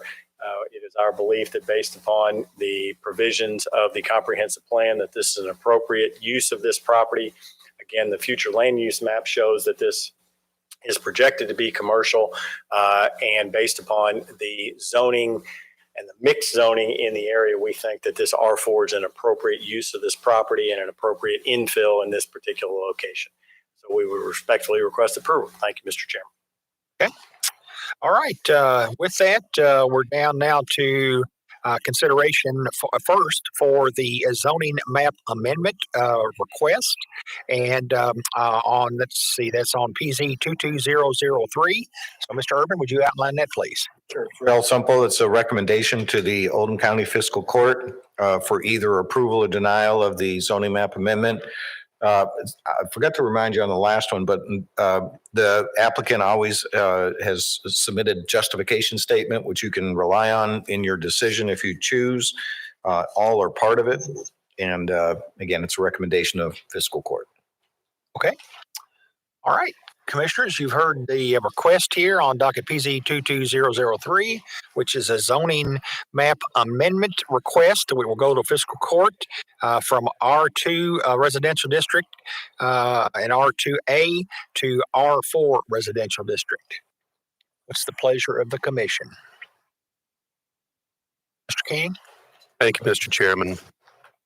I would like to move for recommendation of approval to Oldham Fiscal Court zoning map amendment as presented based on testimony evidence presented, including applicant's justification statement. I find that the submittal is in compliance with objectives of the comprehensive plan, including LU 2-4 as noted in the justification statement. And I believe that's all I have. Okay. Mr. Carter, is that adequate, sir?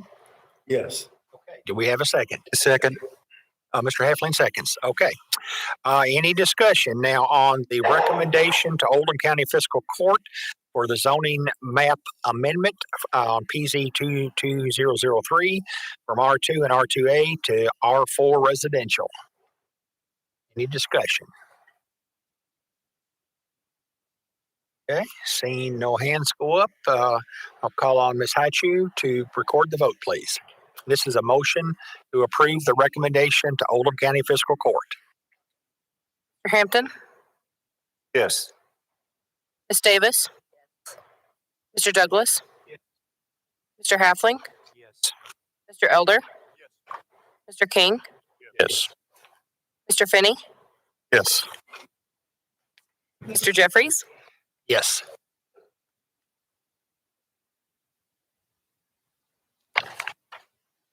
All right, the motion on the zoning map amendment request on docket PZ 22003 has been approved. This will go to Oldham County Fiscal Court as a recommendation to approve on a vote of 8-0. Okay, on docket PZ 22004, Mr. Urban, would you outline what's being requested on the zoning or development plan? Assuming that the Oldham County Fiscal Court goes along with your recommendation, you are to consider a development plan. You saw the plan during the presentation, both staff and the applicant. There are 4 binding elements that are proposed. The first one is that the approval applies only to the plan presented at the January 6, 2022 Oldham County Planning Commission public hearing. Number 2, the development plan must comply with all established federal, state, and county ordinances and requirements at the time of construction plan approval. Number 3 is a landscape and lighting plan must be submitted and approved prior to the issuance of any building permits. And number 4 is that a consolidation plat must be submitted and approved prior to the issuance of any building permits. Okay. All right. And let me ask Mr. Hampton. You had a discussion about building materials or whatever as a binding element, and I think they sort of agreed with that. Do you have anything that you want to recommend? Okay. All right. All right. You've heard the outline of what's being requested on the development plan. Do we have any motions from the commissioners? Mr. King. Thank you, Mr. Chairman. I'd like to move for approval of the development plan as presented. Based on testimony and evidence presented, I find that it complies with the comprehensive plan, the zoning ordinance, and the subdivision regulations. I would like to incorporate the proposed binding elements previously stated along with that motion. All righty. Mr. Carter, is that adequate, sir? Okay. Do we have a second? Okay. Mr. Elder seconds. Now, any discussion on the motion for the approval of the development plan on docket PZ 22004? Any discussion? Okay, seeing none, if you would, Ms. Haichu, let's take the vote. This is a motion to approve the requested development plan. we'll start this way this time. Mr. Finney, Yes.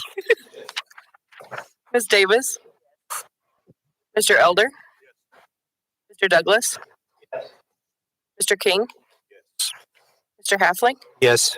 Mr. Hampton, Mr. Jeffries. Yes.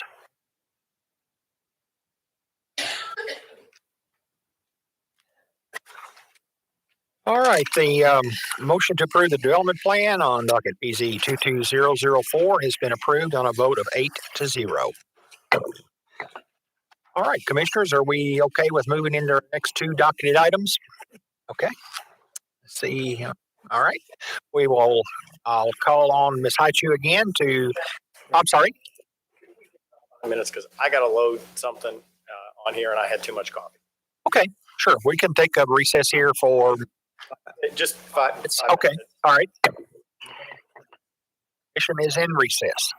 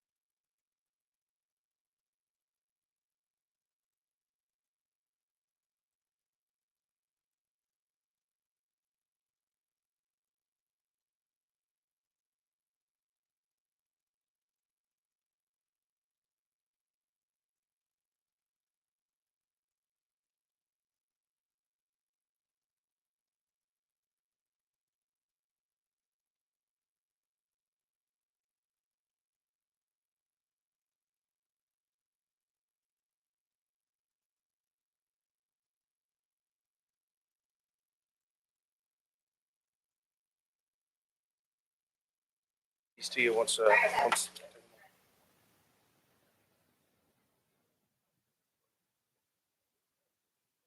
Apparently they're sending everybody home.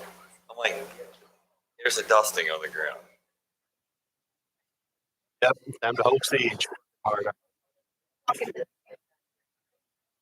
No milk, no bread, right? I went to Kroger last night after getting Back on. Let's come back together, and we're going to have a little bit of a change here on our agenda for just a minute. We're waiting on one person to arrive for our next docketed item. So we, under other business, we are going to consider our Oldham County Schools 3-year enrollment and growth comparison chart. So I think, Commissioners, you've gotten a new number, an updated sheet from the schools this morning. And so that's the one, and it'll say on the right side there, updated 1/4/2022.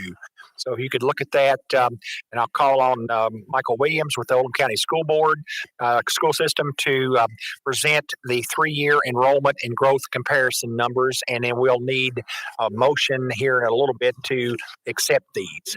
So, Michael? All right, so you have actually 4 charts that are there.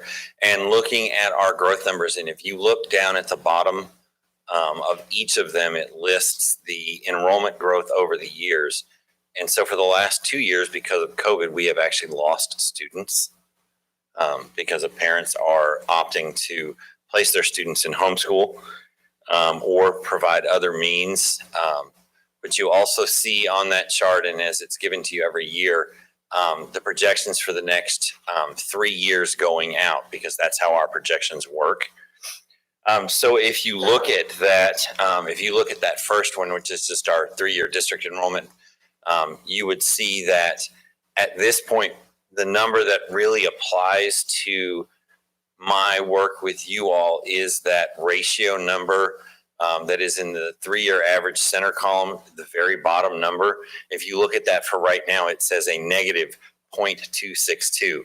Obviously, as developments come online, we are not going to continue to lose kids, but based on the negative impact of COVID on our enrollment, that shows a negative number.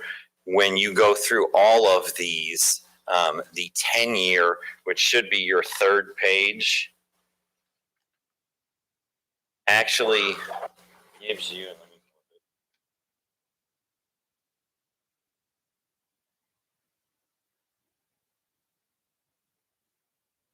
a 0.167 number for the ratio of building permits to the student growth.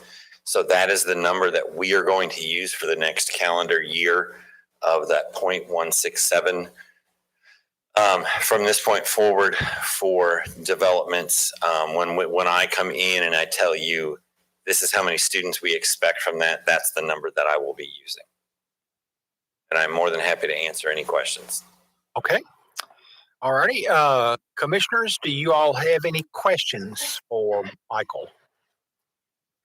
Questions on his recommendation or the school board's recommendation that we accept the 0.167 number for just the next year for the, okay. All right. Any questions? Yes, sir, Mr. Finney. Williams, did the COVID number come into play as far as affecting the 0.167 number, or was that number thrown out? The 0.167, because it's based on a 10-year average, it held truer to, our historical growth, or at least held some of that historical growth. If we had seen potentially a larger drop in student population, we would have had to have gone back and figured out how to recalculate a number. So at this point, we're going to live with the 1.167. We know and we can track more statistically, what's coming out of every subdivision, but we have to have a producible number for you all to say this is what we're going to agree to. And so we're going to use the 0.167. So, but the COVID number then was factored in. The COVID number is factored into that. Thrown out as an anomaly or anything? No, it is not thrown out. I mean, we have to go by the numbers that we have. All right, thank you. All right, any additional questions? Mr. Hampton? Three, just looking, I don't know if I'm reading this right or not.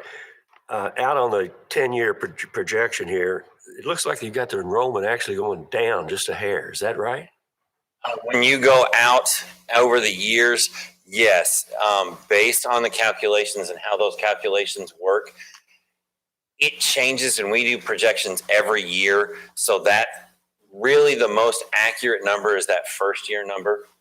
So like looking at the 22-23 for the 10-year projected average, we look to grow by 31 students. Realistically, you think there's going to be less students in Oldham County schools in 10 years? In all honesty, I will say this, once COVID is probably completely over enough that we start to regain, student growth. Plus, I just sat down and we put in all the approved subdivisions that have been approved over the last, 6 months? And that's an additional 465 homes just in those subdivisions. That doesn't even count the apartments. Because, I don't remember the actual number going down in 10 years ever, lately anyway. In my history, so in my 25 years of being at the board and my 24 years of doing projections, prior to the last 2 years, we've only had 1 year of a negative number, and that was we lost one student from 1 year to the next.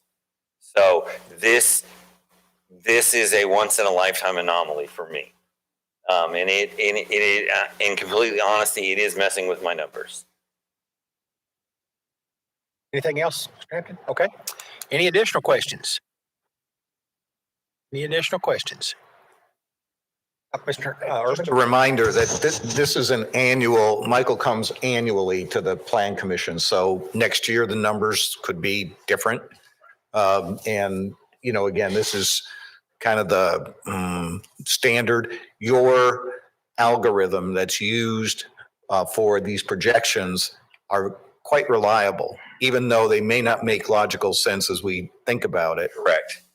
And I will say this, even with COVID, when I did the projections for this school year, I only missed it by 0.6 of a point. And I over projected by 0.6. So superintendent said he was going to dock my pay, but All right. Any additional questions from commissioners? Okay, we will need a motion to accept these numbers for the 1 year timeline. If I can get a motion on the floor, Mr. Hampton.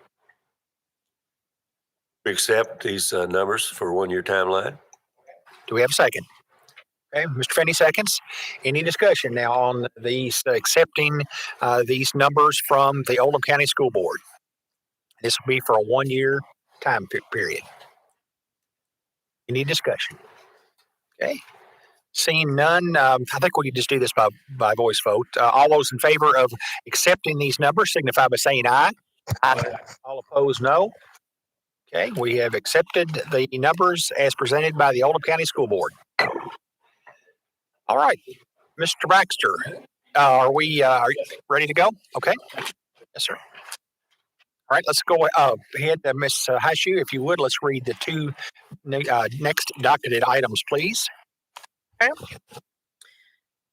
We have docket PZ-22-005. Application has been filed by 7900 Zaring LLC for the approval of a zoning map amendment on approximately 1.10 acres. The property is located at 7900 Old Zaring Road, Crestwood.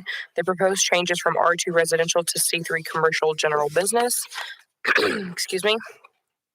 And docket PZ-22-006. Application has been filed by 7900 Zaring LLC for the approval of a development plan, Old Zaring Commercial Center with conditional use permit, contractor storage on approximately 1.10 acres. The property is located at 7900 Old Zaring Road, Crestwood. The proposed zoning is C3 commercial general business. All right, thank you.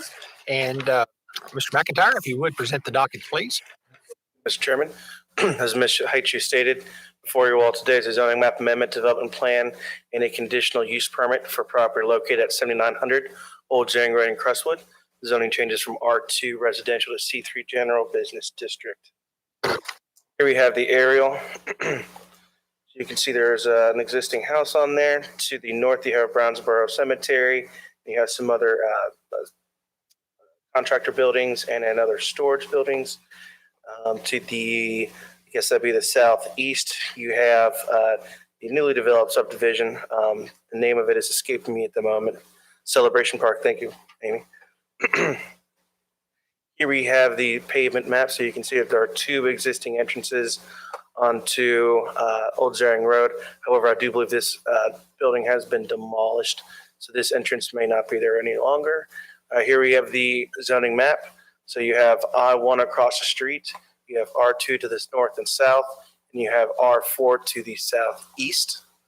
Again, that is Celebration Park. Here we have the future land use map. This is dark green, so this is ag single family.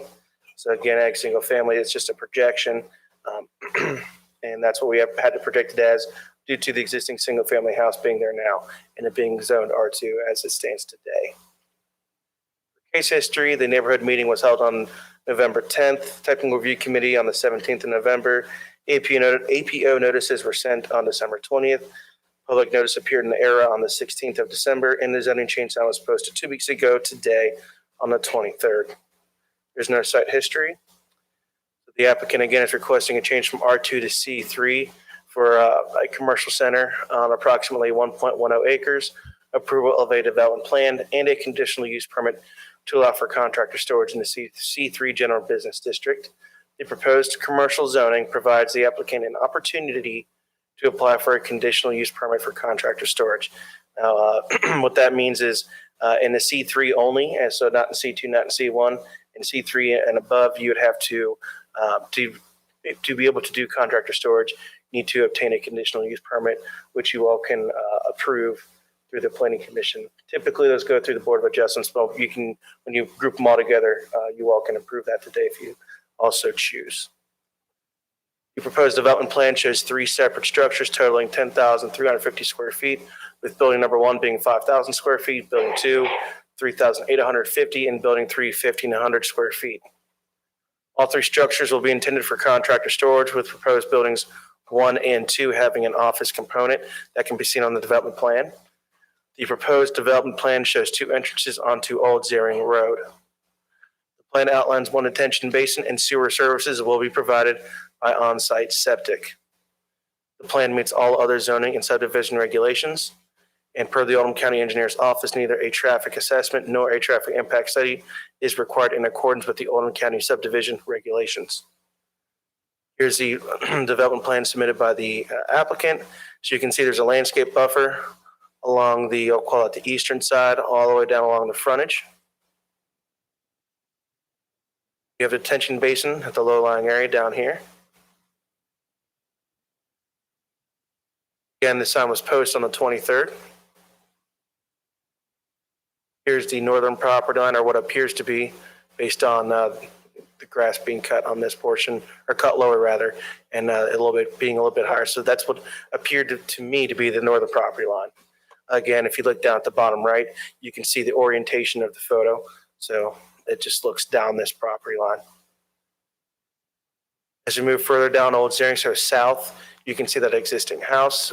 There's, I guess, some type of urban garden situation going there. So this, again, just looking down the road. As we get closer to the house, there's some existing mature trees. You can see where it dips off, and you can see a road on the other side. So down here is a steep slope. So that's just kind of get you orientated with the site. And this is 7900 Old Jaring Road. This is it. This is the existing residence, as you can see on that pavement map. So as you continue down the street, again, just know that you are going down in elevation. So we're moving downhill. Again, moving downhill, this just goes towards the quarry. So if you look at the bottom right, you can see continuing down the hill. So we're not off-site, but down this hill is off-site. So it just, again, keeps you orientated on the site. Here we have across the street at 7901 Old Zaring. So if you look over here, it's this gravel driveway. 7903 goes up this gravel driveway, so you move up in elevation to these existing structures. Here we have the Brownsboro Cemetery, which is this tract right here. And now we're moving north towards, that would be 329 up here at the very top of the hill. So again, we're moving up Old Zaring. Proposed bonding elements are the approval applies only to the plan presented at the January 6, 2022 Oldham County Planning Commission public hearing. The development plan must comply with all established federal, state, and county ordinances and requirements at the time of construction plan approval. A landscape plan and lighting plan must be submitted and approved prior to the issuance of any building permits. Keep in mind, this is for the development plan. And for proposed conditions of approval, this applies to the conditional use permit. So the conditional use permit shall only apply to the application considered at the January 6, 2022 Oldham County Planning Commission public hearing. Number 2, the proposed structure shall not be occupied as living space. Again, this is the applicant is asking for 3 things. There's a recommendation for a zoning map amendment. That's correct slide. Is that the correct slide? It says Delker Buckner Apartments zoning map. Oh, yeah, no, I found it on the other presentation earlier. I tried to switch it over. This is correct. Yeah, that has the wrong title. But the proposed structure shall be occupied as a living space. Again, the applicant is asking for a recommendation for a zoning map amendment, the development plan, and the conditional use permit. So it'd be my recommendation that you have 3 separate votes. And then with that being said, we did have 1 letter of opposition. This letter is included in your TRC packets. So this is not new. This was submitted prior to TRC, so prior to November 17th rather. So you should have this available, but I can put this up if you'd like me to. Go ahead and put it on the screen just to record it. Screen over.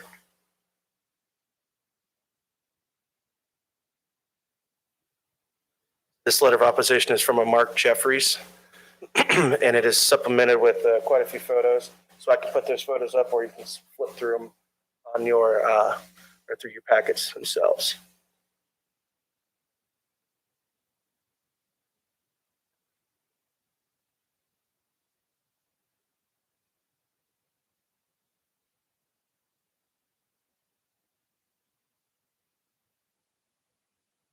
Okay, I thought it'd be good. Complete your.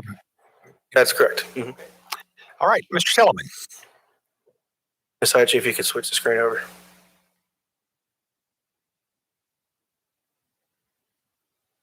Development plan.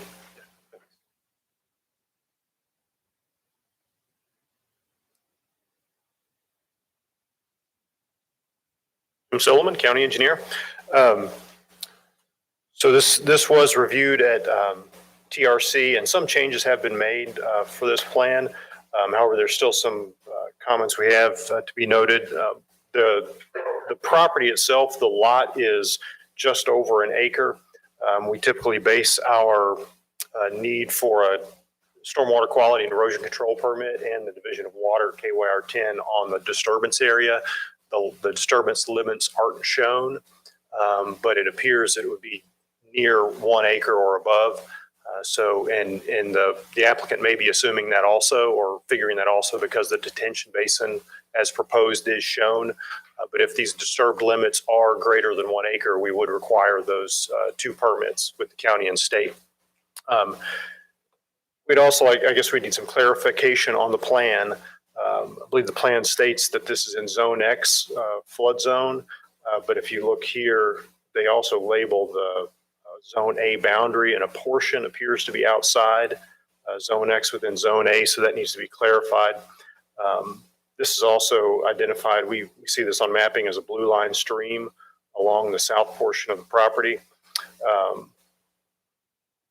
That would need to be a coordinated or construction once the disturbance limits are shown on the plans, better coordinate with the Army Corps of Engineers and Division of Water with regard to any potential impacts to that blue line stream.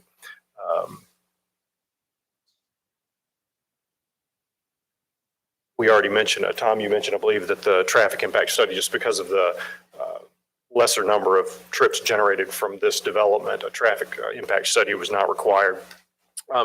With regard to the photos that were shown or presented from the resident at TRC, and Tom mentioned them, there is on the north side of Old Zaring Road some drainage issues that need to be addressed. Basically, the water is not making it into the roadside ditch. There's some clogged culverts. The engineering department and the road department can coordinate with the property owners on that side as far as clearing those culverts. Keeping those culverts clean are the responsibility of the property owners, so we'll coordinate that. And then as far as the capacity of the ditch, it looks like we need to do some clearing to get the water into the ditch and get proper flow. In the pictures, you can see where the water is just running down the edge of that narrow roadway. Okay. All righty. Thank you, sir. All right, commissioners, any questions for staff? Any questions for staff?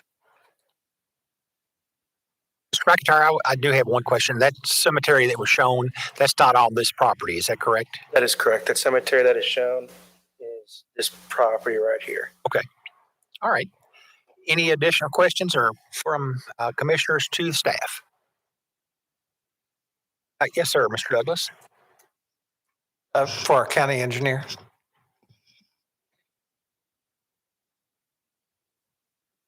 Mentioned the flood zone X.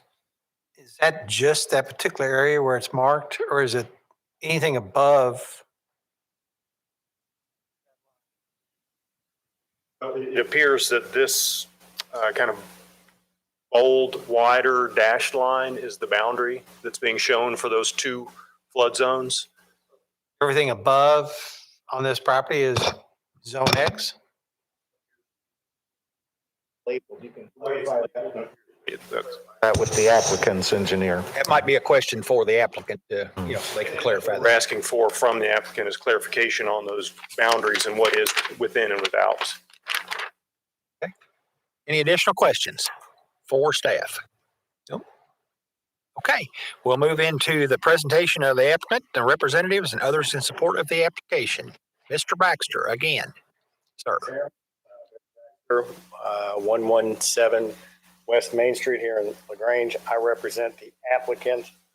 Tom, did we got this up and running?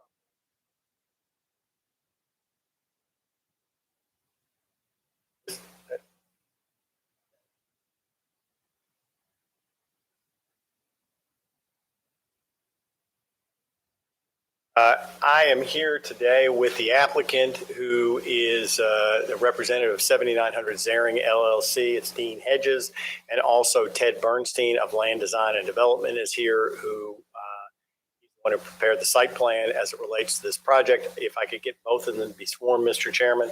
Gentlemen, can you stand? Is that you? Solemnly swear to tell the truth, the whole truth, and nothing but the truth. So this is just a little project data. It's a 1.1 acres. When you looked at the aerial that Tom had, I think that's from the GIS map and maybe the PVA map, and it shows kind of an irregular shape of this piece of property. We've actually had the property surveyed by Vincent Engineering and Land Surveying, and this sort of triangle looking boundary, it's not a perfect triangle, but pretty close. Actually, what we show is the actual boundaries of the property. So the PVA map or the GIS map is not technically correct. So I just wanted to point that out.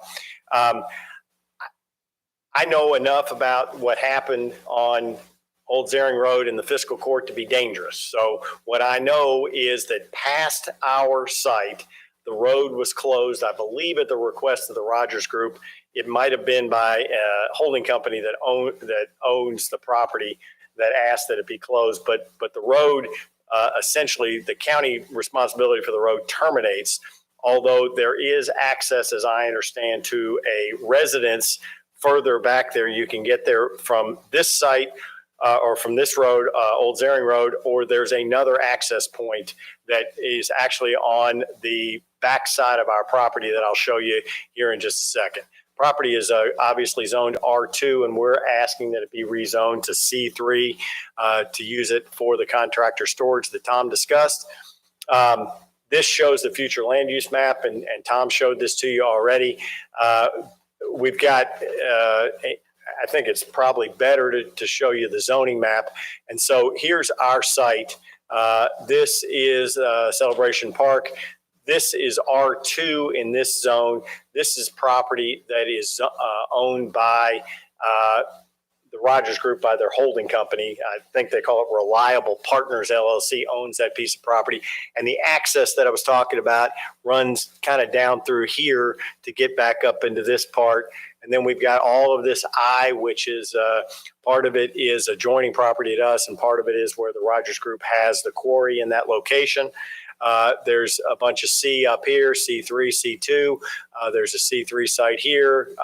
If you all are familiar kind of with this intersection, this was an antique mall. I think it's still an antique mall, just changed owners as I understand. But there's a lot of commercial in the area. This is just an aerial view of the site with our site highlighted in green. You got Oldham County Stone back in here. We've got some industrial here. This is some storage, I believe, back in these locations. The cemetery that was asked about is in this location. This is what's up on 329, more commercial in these locations. And it's a little easier to see if you come starting here and wind your way back. There's a road that comes back to this point, and then it goes straight on back or goes over to Oldham County Stone on this side. Obviously, their main entrance is not through Old Zaring Road or through this access point, although they can use that. Their main access is in this area, kind of up here off the screen. So it's not perfectly depicted, but they are not coming in and out with major trucks coming down Old Zaring Road. This is a little zoomed in and showing what we're proposing on the site. And I'm going to get Mr. Bernstein to come up and introduce himself, give you his address, and then talk about where we are here. And I think the next drawing as well, the proposed development plan. Ed Bernstein, 503 Washburn, 40222. I'm a designer for land design development. To start off, I'd like to forward the slide to the. Excellent. We're proposing 3 buildings, as previously said, a total of 10,350 square feet. We are providing all the required landscape buffers, 15 feet between what would be C3 against an R2 zoning district.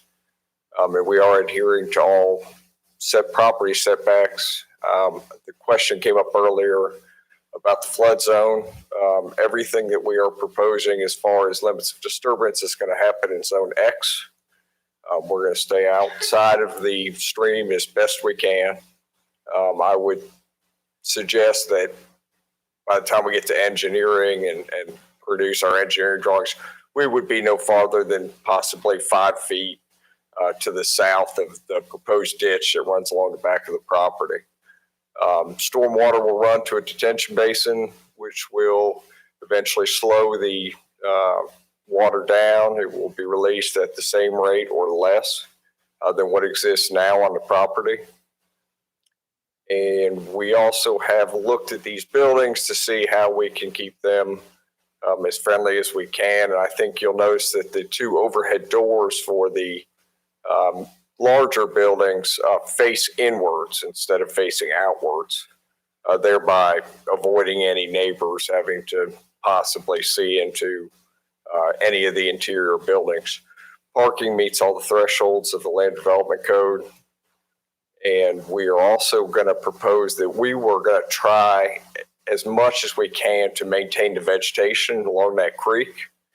Anything that happens north of the limits of disturbance will be for construction, but I know that Mr. Hedges has worked for a landscaping company for years and owned one. He obviously has some affinity to landscaping and trees, and he really wants to stay as far away from any major trees as possible. So if we can, any trees we can maintain on site, we intend to do so by erecting tree preservation fencing and all this good things. So we certainly will address all that during the engineering phase of this project if we move forward. We will plant trees in interior ILAs, and we will do all required plantings as required by the Land Development Code. The developer has also said he would put up a 6-foot tall privacy fence along that residential to commercial boundary if that was what was requested of him to do. Thank you. Before you sit down, just so orient us a little bit, when Mr. McIntyre showed the pictures along Old Zaring, which is here, 393 is up this direction, correct? Correct. And this property would fall from this boundary line down towards where you've got the detention, correct? That is correct. And about what would the elevation change be? Ballpark. I would say you're from what I'm going to call northeast property line to southwest. It's 10 to 12 feet. Okay. There's a fairly there's a good range in elevation, and that is why we located the detention basin, which was sized by engineers in my office at the lowest point on site to hold that water and then to release it slowly. Okay, and then the building footprints, so they're configured a little bit different. The estimates, this was, I think, a little over 5,000 square feet down to about 1,500. Correct. And so this is going to sit. Do you have any idea what the elevation or the height of the building would be approximately? I do not. He's going to come testify, okay. so we can't do it. No, I do not. I could guess.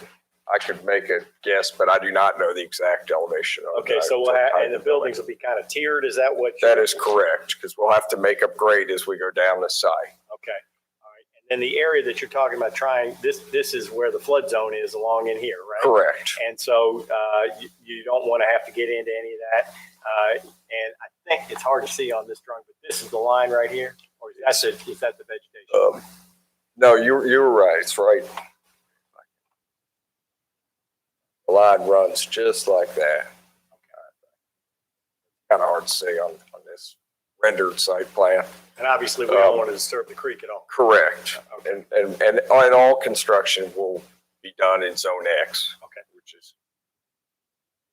I may have questions for you, but that's fine. That's what I've got. Mr. Hedges, if I can get you to come up.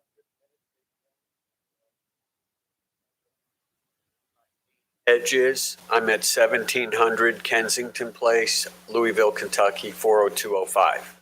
And you are a member of the LLC that owns this property, correct? Yes, I am. Okay. And so you've heard a little bit of discussion about the buildings that you are proposing to put on the site? Yes. And can you tell the members of the commission about what the building heights would be and what you envision for these buildings? What are they going to look like? The buildings are going to be 14 foot at maximum with 12-foot roll-up doors. And the largest building would have an opportunity for an office on the front corner. And the second building would have a office opportunity in the front corner also. The small building is storage only. So there won't be any restrooms or office or anything of that nature. We're not looking at doing the project all at once, where we would go in and do 3 buildings it would be a phased project that would take possibly as long as 5 to 6 years. So with that being the case, they're going to ask you which of these buildings are you planning on building? The middle one. All right. And are you going to construct all of the parking well, I apologize, the middle parking lot? Would you construct that entire parking lot in the first phase? Yes. Okay. And then would you build this building next or this building next? The one board closest to the residential, right there. The large one? The 10,000-foot building. And so this small building would be the last one with the parking area here? Right. Okay. All right. And you heard Mr. Bernstein talk about your background. Yes. And so tell us about what your proposals are about the trees and what's asked. I intend to preserve as much of the natural vegetation and trees along the creek as possible. It is heavily vegetated. I don't anticipate the construction getting any closer than 25 or 30 foot to the creek. I've measured it in the field and done my projections on site. So we will install the landscaping, the trees, and make it look as friendly as we possibly can visually with landscaping and the addition of the trees. So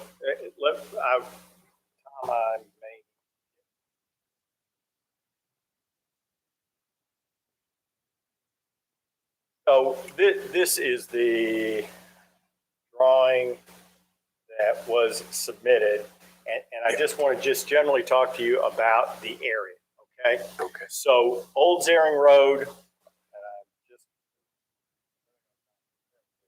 Old Zaring Road runs along the front of your site here, correct? Yes, yes. And the cemetery is located, is this the cemetery or is this the cemetery? Cemetery's here? Yes, right there. Okay, so the cemetery is located here. Yes. Are you aware, based upon your knowledge of the area, is there any parking for the cemetery on their property? No. Okay. Now, your proposal here, there is adequate parking for all three of these buildings, so there would be no reason for anybody that is using these to park on Old Zaring Road. No. No reason for them to interfere with the traffic flow, correct? No. All right. And the property that is located here, what is this piece of property used for? That is storage. Okay. And do you have any idea how many buildings are located on this property? 2 or 3. Okay. Maybe 4. This is zoned industrial? Yes. And your property is currently zoned residential? Right. The subdivision that sits down here, Celebration Park, do they have any access to any of this? No. So the access to Celebration Park is further south on 329 from Yes. Old Zaring, correct? Yes. So Yes. they're not going to have any impact from traffic coming in and out of your site up for Celebration Park, correct? No. And then the Rogers Group is kind of located up in here. Right. And the road runs down in here. Is there a gate, or how is their property access controlled off of Old Zaring? The gate was installed by Rogers Group, I guess, or Reliable Partners. And there's a you can call a number and get a code to open the gate to go back, if you wish to go back Old Zaring Road. U of L sometimes uses it for their observatory back there. There is a cemetery back there that if someone were to want to go to the cemetery, you could access it, but there's very limited traffic on the road. And the primary traffic for the Rogers Group and the Oldham County Stone, it doesn't come in off of this road, does it? No. Their access is actually further to the north on 329, right? Okay, all right. That's what I need. Thank you very much, sir. And then I just wanted to mention this building. There was a picture of the building across the street that we built, that we took down the old auto repair shop, Sharp's Automotive. We demolished it and built a building across the street that's leased out. Okay. And that's industrial as well. Okay, but that's not part of this tract at all? No, it's across the street. Okay, all right. Thank you, sir. Okay.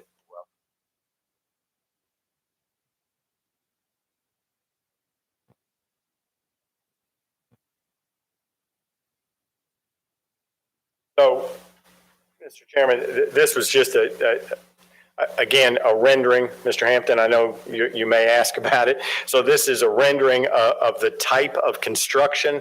If you look at this, you'll see that this would not be identical to what's being proposed, because what's being proposed has an office in the corner and only calls for one bay door, okay? But it would be a metal type building like this, and this would be the type of construction that we're proposing. This is our justification statement, and I copied this out. You all have a copy of this, I know, in your staff report.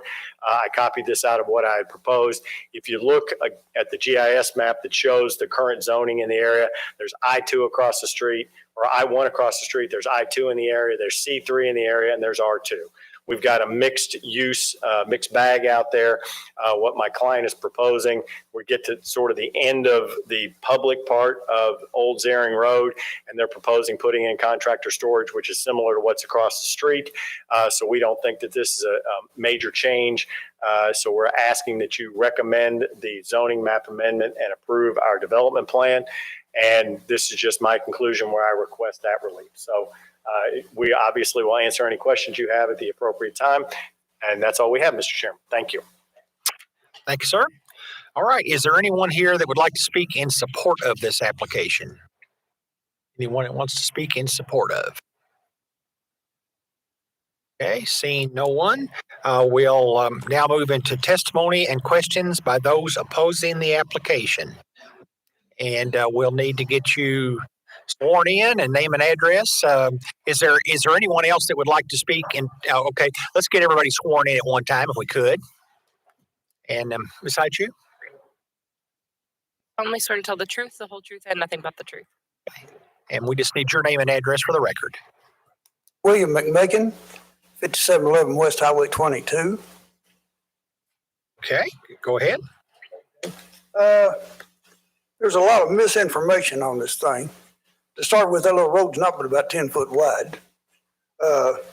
They're saying that all the property across on the other side is industrial or light industrial. It's not, because I own the property at 7903 Old Zaring Road.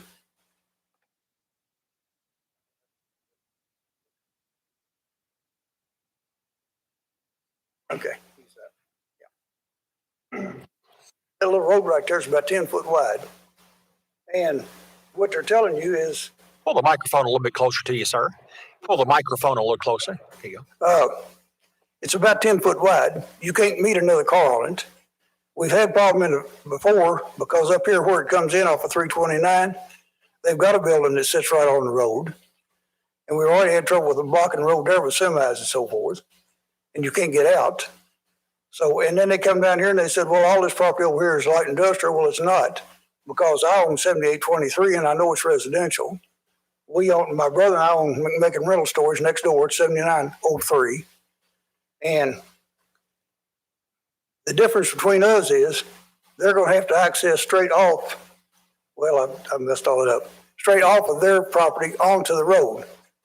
Well, on our road, you come up and come into a road that I'll let Dean use to access 7901 property on down here. Like I say, I'm not good with these gadgets. Well, anyhow, and I let him use my road going in.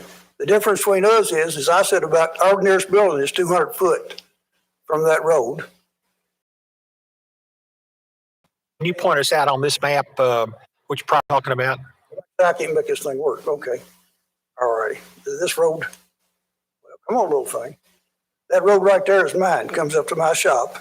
And as you'll see, both of our buildings sit way up here off the road. And we own several buildings up in there. This property beside the cemetery is residential. That's right here. The cemetery sits right there. It's kept real nice.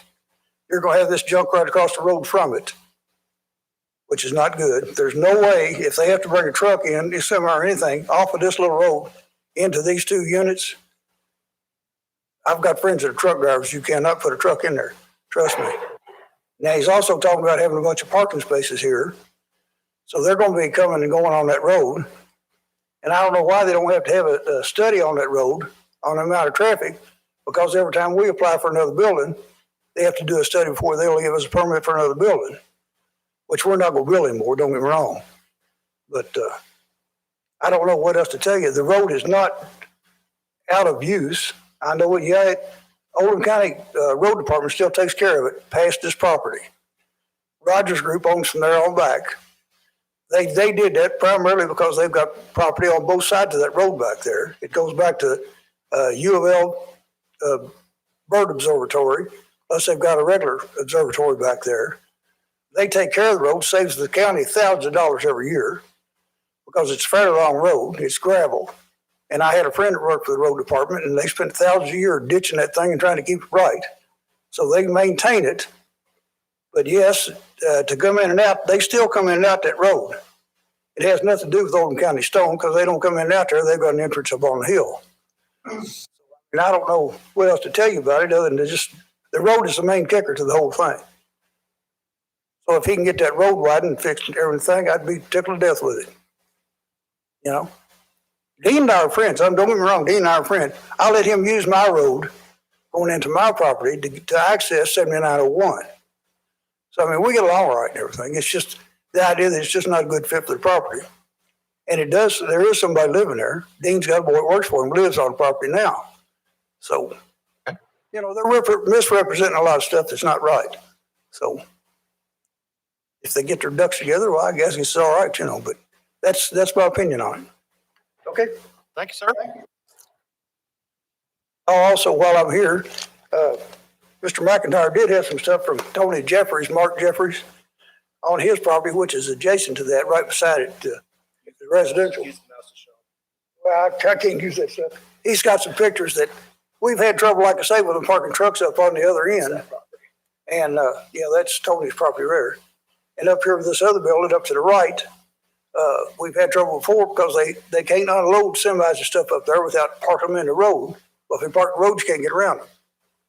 So, I mean, we've called the police on them 2 or 3 times. So, I mean, it's not something that's new. So, I'm just saying that it looks like we're going to have the same thing again. So, you know. And also, like I say, Rogers Group takes care of the other part. And I think Mr. Esterly for Rogers Group will tell you that they still do use that road as an access. So, thank you. All right. Who would like to go next?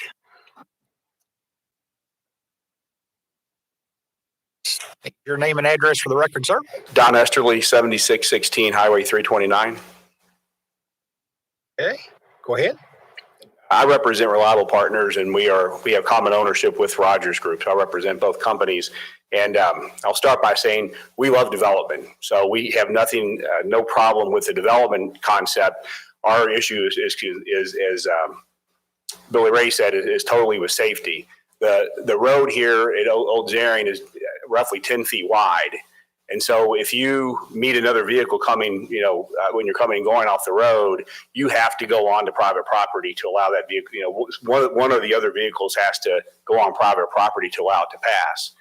And if you're a vehicle with the vehicle with a trailer enters the road, generally they will trespass on Mr. McMakin's property to turn around, or they'll come down and they'll trespass on our property to turn around, which we don't have a big problem, with it. But the problem we have is if with additional traffic, it's just going to increase the number of, interactions we have. We use this road probably over at least a dozen to 2 dozen times a day to access the operations we have off of Old Zaring Road. And we do share Old Zaring Road with University of Louisville, so that they access it. And they're there twice a day. They have Professor John, he goes on the property, 5 or 6 days a week. And then he also has students that are on the road as well. And the biology department occasionally uses it. So I wouldn't describe their access as real high traffic, but probably, 3 or 4 vehicles a day will come and go. And, to give an example, yesterday I had to meet LG&E for some utility issues we were working on. And both when I was going to the property as well as leaving the property, I encountered vehicles. And again, one or the other has to go on the private property to make way. And if the development that Mr. Hedges is talking about, if that limits the ability to pull off on his side of the road, then you're going to end up pulling off onto the cemetery, and there's a ditch on that side of the road.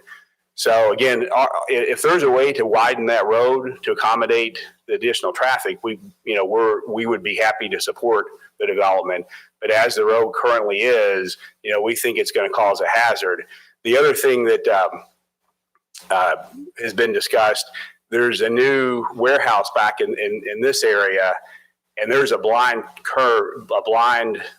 entry right here, and vehicles coming out of here, it looks like the road, it looks like the road just continues from the driveway. You almost don't realize there's traffic coming from this direction. And so we have had numerous near incidents of vehicles coming out of this way. And so our concern is with additional buildings and landscape buffers and whatnot, there's going to be, blind spot scenarios where people coming out of the new development are not going to anticipate people coming up this way. And as the engineer stated earlier, there's a 15 or 20 foot fall from the beginning of the property to the end. So you kind of have a dead rise where, vehicles on this property may not even see, approaching vehicles coming from our direction. So our issue is safety. If that can be addressed, then we would certainly, drop our opposition to it. Okay. All right. Thank you. Thank you, sir. All righty. I see a hand coming back here at the back. If you want to come forward, and we'll get you sworn in. I don't think you were sworn in earlier, and then we'll get your name and address for the record. Is that you? You solemnly swear to tell the truth, the whole truth, and nothing but the truth. Okay, and just name and address. Smith, I live at 13101 Old Henry Road, Louisville, Kentucky, 42223. And I'm a trustee of Brownsburg Baptist Church. Pull your mic forward a little bit and speak up just a little bit louder. All over. Yeah, it's okay. Just speak up a little if you can. I'm Smith, I live at 13101 Old Henry Road, Louisville, Kentucky, 42223. I am a trustee of Brownsburg Baptist Church, and my concern is the road is so narrow back there, and when we have a funeral, then there's lots of cars come down through there. And I would like to make sure, and we never know when we need it, maybe there's a contact number that I can call and let them know that we want to have a funeral that day, and making sure that the road, we would have access to our graveyard down there. Okay. Can you show us there exactly where the church is that you're talking about? I'm sorry, cemetery? Oh, okay.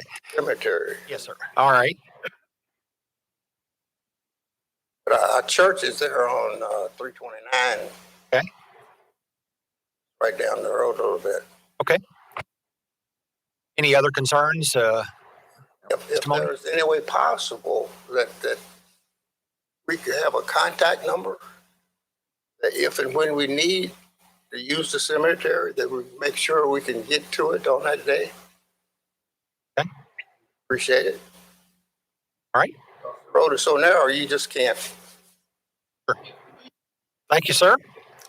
All right. Is there anyone else that would like to testify or have questions opposing the application? Any additional? Okay.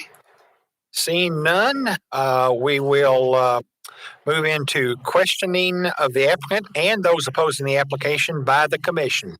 Commissioners, any questions? Mr. Finney.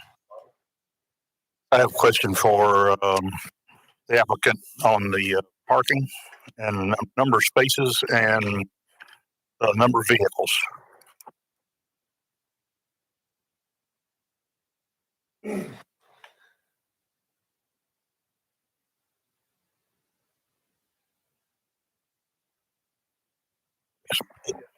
First, how many parking spaces will be planned for these buildings? But it's when the project is completed. 14 total. And how many vehicles would you expect to be there at any one time? I would expect for the larger use, you would have 3 to 4 vehicles, and that would be one possible office employee that would be answering phones, doing those kind of things, books, and possibly 3 employees tops. The other thing to consider is that, most of the buildings are large enough with doors that they can park any service vehicles inside if they wanted to. And I believe they would do that just from a safety perspective. I think it will lock up your stuff. You also could, pull a vehicle out, pull a vehicle in. But I would think that with the client that Mr. Hedges is looking towards, it's either a startup company or a mom and pop company, no more than 3 to 4 cars. I would say for the large use. For the next building over, I would say 2 to 3. That would be my guess. Obviously, I can't see it. So this could be a multiple company use facility. When you say, Are you talking about for each building, Mr. Finney? But Yeah, two buildings with offices, yes, they could be different companies. And then Mr. Hedges testified that the third building, the smaller building is a bond. with storage. Yeah. Okay. So by that, in other words, I'm trying to get an idea of the type of traffic on this road. So you could have several cars from or trucks or whatever vehicles from each business going in and out. I would say with the size of the buildings, you know, and sheerly me just trying to guess, but from knowing small contractor operations, you know, you're looking at possibly 2 trucks per use. And typically those guys, they load up in the morning, they leave at 8 o'clock and they come back at 5 o'clock. They don't typically come and go throughout the day when you're running a small operation like that. Okay, thank you. Okay, Mr. Hampton's got a question here in a minute, but I've got a couple of questions, Mr. Baxter. Mr. Smith asked about a contact if they were to have a funeral there at the cemetery or whatever. Is there a way to do that, or is there, you know, contact information they could have that somebody they could contact to let them know, you know, we're having a funeral today at this time and, you know, whatever? Obviously, at the outset, Mr. Chairman, it would be Mr. Hedges, but the issue is going to be that if there's people occupying that building, that we probably would need to update that and provide the businesses. The other point that I would make on that is that it appears to me, and if I speak out of turn, Mr. Bernstein, I want you to correct me, but it appears to me that our access points are kind of to the furthest reach of where the cemetery is. So, I think if they're parking on the road, they're going to be before us. There may be an issue up the street, up Old Zaring Road, that is not part of this property. But my point to you is that I don't think that the people that are going to be using these buildings are going to be obstructing their ability to. Okay. It's past it. Okay. But certainly we can work to accommodate that. Okay.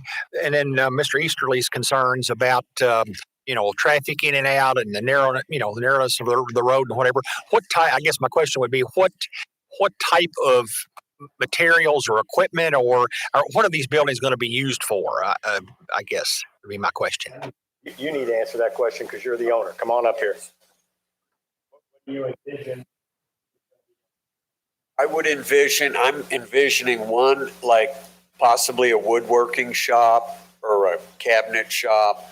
The building we have across the street was a granite company rents it. They have it's a bigger building than any of these here. And he has 3 pickup trucks, and he has an office person and does most of his work inside the building. And then he'll leave and deliver his countertops. So I anticipate possibly a woodworking shop, maybe a lawn or landscaping company might be interested in using it. It could be a plumbing company that wanted to store their stuff inside and house their plumbing materials. That kind of contractor storage might be a siding guy that needs a shop to set his stuff up in, his materials. So let's talk about, based upon your knowledge then of the types of uses you're talking about. I think the next question from the chairman is going to be, just give us an idea about what types of trucks are involved. They pickup trucks, they step vans, we talking dump trucks? I mean, what exactly are you? No, I don't anticipate any large trucks. I don't anticipate any tractor trailers. Maybe a tandem axle truck, like if Lowe's were to come and deliver something. It's not a tractor trailer, it's a straight truck, tandem axle, box truck, that type of stuff. I don't anticipate generating a whole lot of traffic based on the type of activities, the work that's going to be done in the buildings. At least on my experience, we have the properties up the street on the corner. The one is a salon on the northeast corner, and then there's a lawn and landscape company in there, and they leave a couple times a day during the work day. But I don't see it creating a major amount of congestion or wear and tear on the road. I guess I would follow up that, and I certainly don't want to testify or whatever, but if you have, say, a company in there that does siding, you don't anticipate a tractor trailer delivering products to them, that kind of thing? It's been my experience it's real lightweight materials, and that's mainly pickup trucks that deal with it, or they have a trailer and move their materials on a trailer. Okay, and one other question, and then I'll get to Mr. Hampton. What about, would you accept a binding element that there would be no outside storage? Yes. Okay. Mr. Hampton. Mr. Chairman, you covered most of what I was going to ask, actually, but I just want to be sure about the size or weight of things that may be going in and out of there. Would there ever be for example, a dump truck with a heavy flat trailer with a skid loader on it, or a backhoe, or anything like that? Looking in my crystal ball, I would say, I don't want to say it wouldn't happen, but during construction, there would be those types of trucks, most probably. I'm not talking about construction. I'm not talking about construction. Type of equipment, no. Mr. Chairman, as a point of order,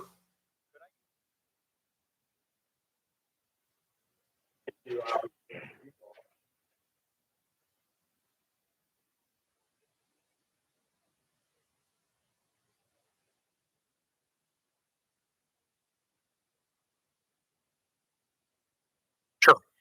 That'll be fine. Yeah. So if the concerns are the width of the road, I concur. It's 10 to 12 feet wide. I don't remember last time I measured it, but that's a valid statement. One of the difficulties, it wouldn't be easy to widen this road, either the applicant or the county, because if you look on the map that's provided, there's overhead electric on one side of the road and water line on the other. And if you scale it, they're roughly about 20 feet apart.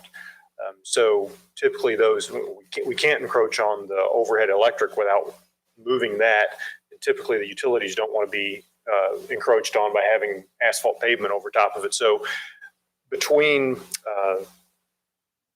these features in the field that we've observed and needing to provide for drainage, widening the road is not a simple task. Okay. It is a county road. I think we've determined that our maintenance goes back to the junction, because at that junction where we were talking about the Rogers Group and the U of L entrance, those are all three gated. So it's for all intents and purposes, as I see it, a dead end road at that point. Now, it's not dead end because they can't access these other facilities, but it's not public access beyond basically the point of this property. Mr. Silverman, is that road technically closed at the point of the Rogers Group and the U of L observatory? There are three stubs at that point, and all three are gated. So is that technically? You've got to turn around and leave. I don't know the code. I turn around. Mr. Carter, a question, I guess, on that. Technically, they would not be closed as far as the county is concerned. Is that correct, or do you know? Would you have any? Well, I don't think there are roads. I'm sorry. The sub going up to Rogers Group is not our road. Okay. Okay. The school court made a decision about that, and I can't remember exactly what it was, but there was several years ago a petition to either close it, abandon it, whatever, and I can't remember what. Well, yeah, we can't abandon or close a road that actually services somebody. Got you. Without somebody agreeing along the road to do that. Okay.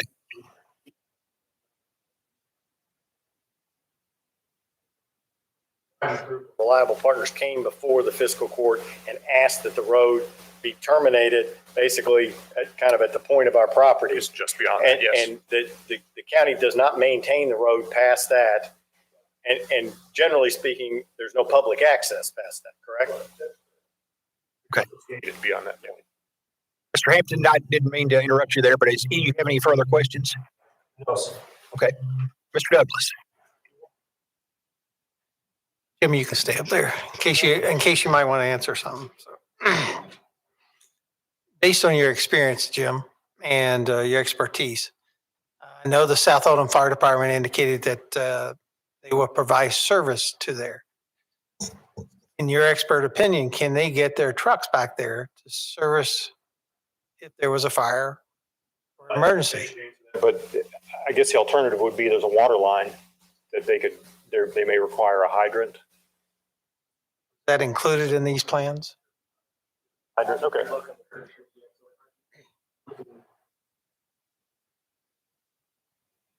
Okay, my next is to the applicants.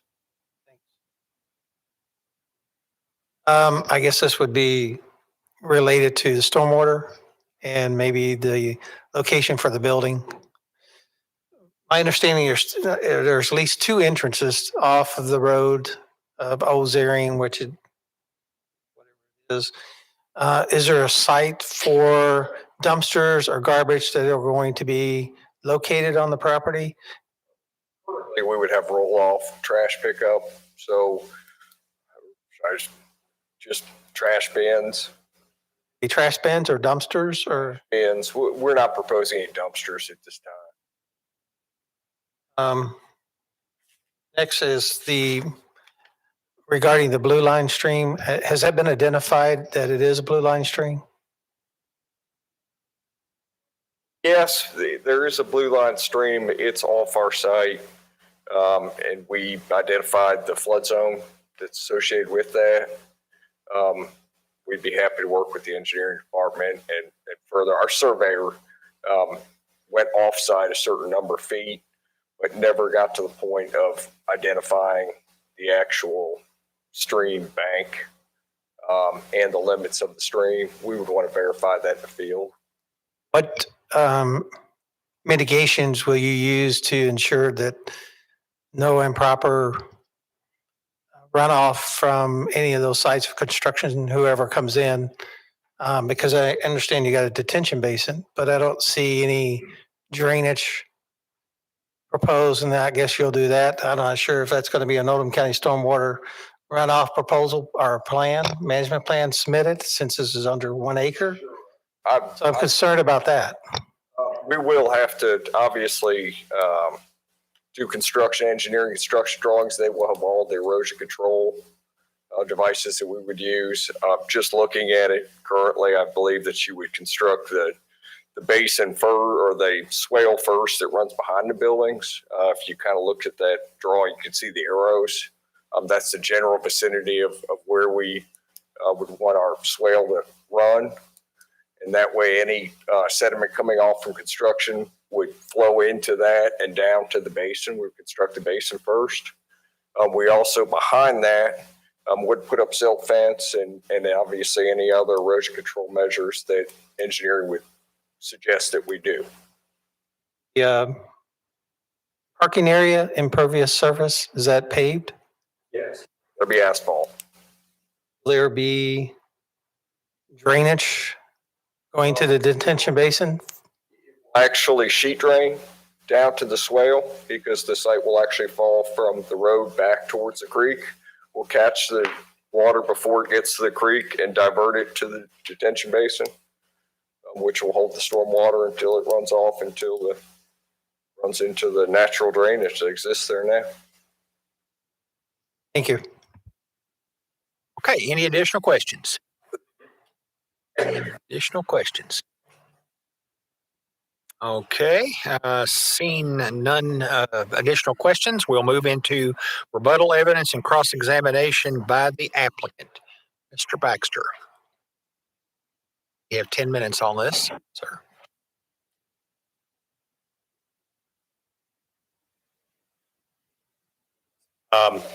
Number one, and again, Mr. Silliman, I hate to make you keep popping up, but I have a question for you. Rebuttal, this isn't time to call him up. Yeah, no, this would be rebuttal. A witness. Because the question was raised about whether or not we had to have a traffic study. So they raised it, they said, why don't we have to have a traffic study? So, I mean, the county engineer would be able to speak to that. Sorry, it was in the staff report and his slides that it wasn't required. Okay. Sure that's clear. The other thing, and I just want to, I'm your aerial, there's an aerial photo in there somewhere, right? So,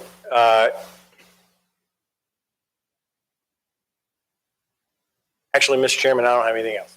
Thank you. Okay. All right. We'll move into rebuttal evidence cross-examination by the opposition. Anybody that testified in opposition have any rebuttal that they have here at this point? Mr. McMicken?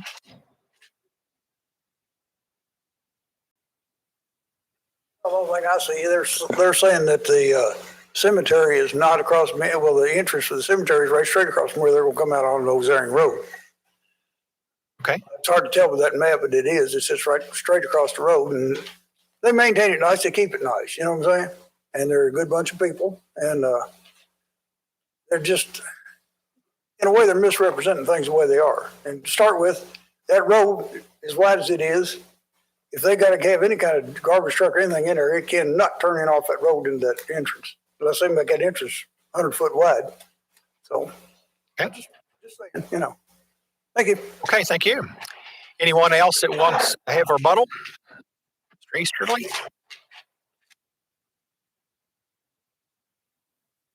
I'd just like to point out that one of the tenants up here, there is a spa right on the corner of 329 Ellen's Road. But then past that, there is some sort of antique junk, a guy who purchases junk according to his sign, and that generates a fair amount of traffic. And I believe one of the things that Mr. Hedges had told me previously that tenant wanted to move down here. So, the characterization that there'd be 2 or 3 vehicles, a day, if that business moves down here, that's not accurate. There's dozens of vehicles that come in and out of here every day, doing transactions with the dealer that's there. So, depending on the type of business that ends up in these buildings, it could be a significant amount of traffic in and out of there, not just 2 or 3 vehicles a day. That's the only additional comment I have. Thank you, sir. Anyone else? Mr. Smith, do you have anything that you'd like to add for on rebuttal? Okay. All right. With that, we'll move into final statement of the opposition. Anybody that is opposed to this, do you have a final statement that you'd like to make? Okay. All right. Seeing none, Mr. Baxter, we'll come down his final statement for you, for the applicant. Thank you, Mr. Chairman. So I intentionally left this picture up when I was looking at this. So again, this outline is not an accurate outline of our property. I think this may be from the PVA's map, and as you can see, it comes down here and crosses an existing road the way they've drawn it. We've got kind of a triangular piece of property that ends at a point down here. In this area, you've got, this is zoned agricultural. I think this is zoned agricultural. You've got some industrial zoning here and here. You got the cemetery located here. This is residential, some commercial property up here, and then Celebration Park over here. There's a whole bunch of different things going on out there in this area. And what my client is proposing to do is to use this property that's consistent with the other uses that are down in this part of Old Zaring Road. The contractor storage is no different than what's going on at this site already. And we've got some storage that goes on in this particular location as well. What we are asking for is a recommendation that we could rezone this property to the commercial, that you approve our development plan and the conditional use permit that's attached to it. just because of how this is, I mean, this is not inconsistent with what's going around there. And we think this is an appropriate use of this particular piece of property. Thank you very much. All righty, thank you, sir. And with that, docket PZ 22005 and PZ 22006 is closed. And I'll call on what we will consider first, commissioners, is the request for the zoning map amendment on docket PZ 22005. So, Mr. Urban, would you outline that, please? Again, this is a recommendation to Oldham County Fiscal Court. On page 3 in your staff report, there are sample motions for either approval or denial. Obviously, you've heard and seen the development plan, and then those speaking in opposition and the reasoning for their opposition.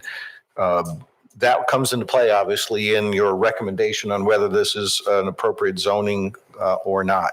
Rezoning recommendation. So that's your first decision to make, is the zoning map amendment. Okay.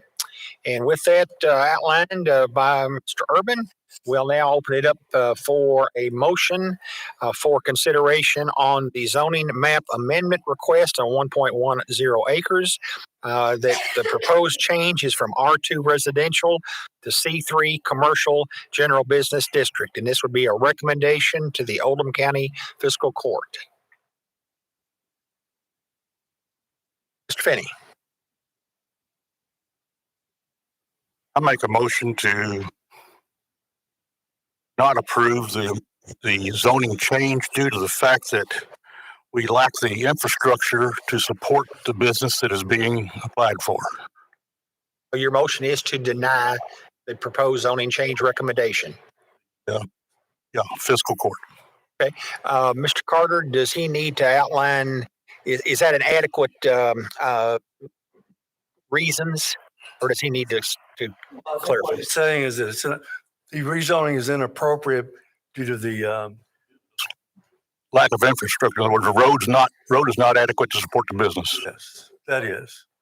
And is that adequate, sir? Yes. Okay. All right. Okay. We've got a motion to deny the proposed zoning change on docket PZ 22005. Do we have a second? We have Mr. King seconds. Okay. Now we'll open it up for discussion.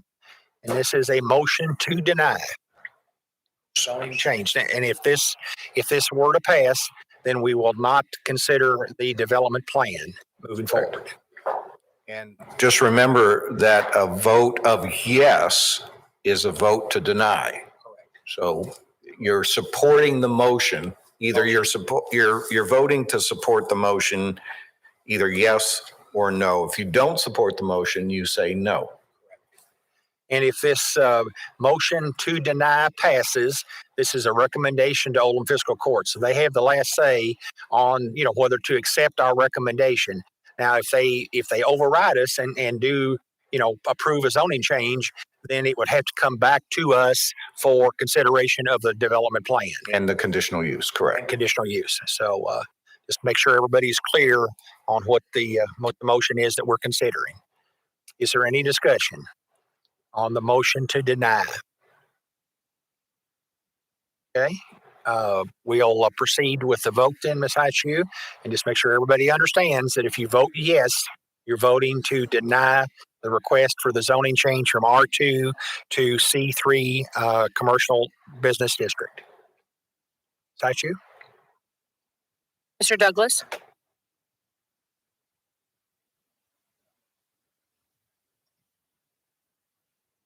Ms. Davis?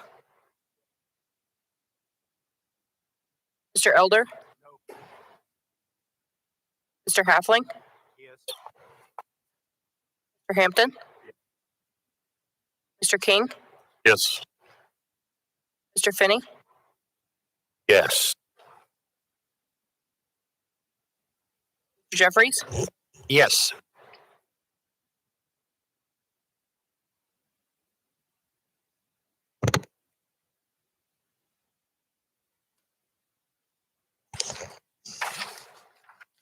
All right, the motion on docket PZ 22005 which was a zoning map amendment request to go to fiscal court, and this will go to fiscal court for their consideration, passed on a vote of 6-2.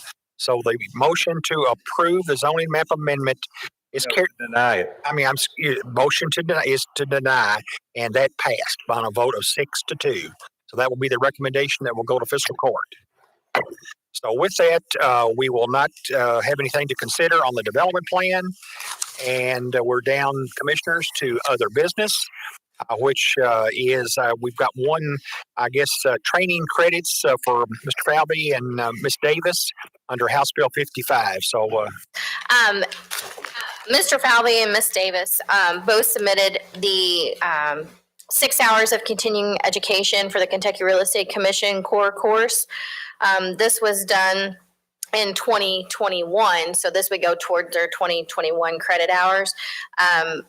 Mr. Falvey said in his email to me, he would think that at minimum 3 hours of the course credits would apply to my education requirements as a commissioner.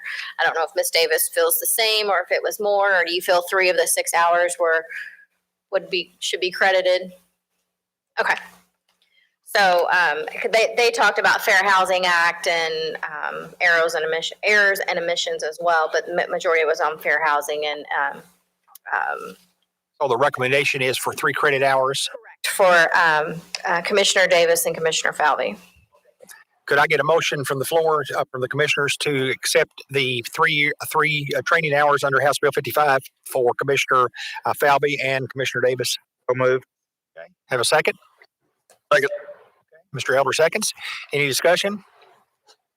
Okay, we'll just do this by voice vote. All those of approving the House Bill 55 training hours for Commissioner Falvey and Commissioner Davis signify by saying aye.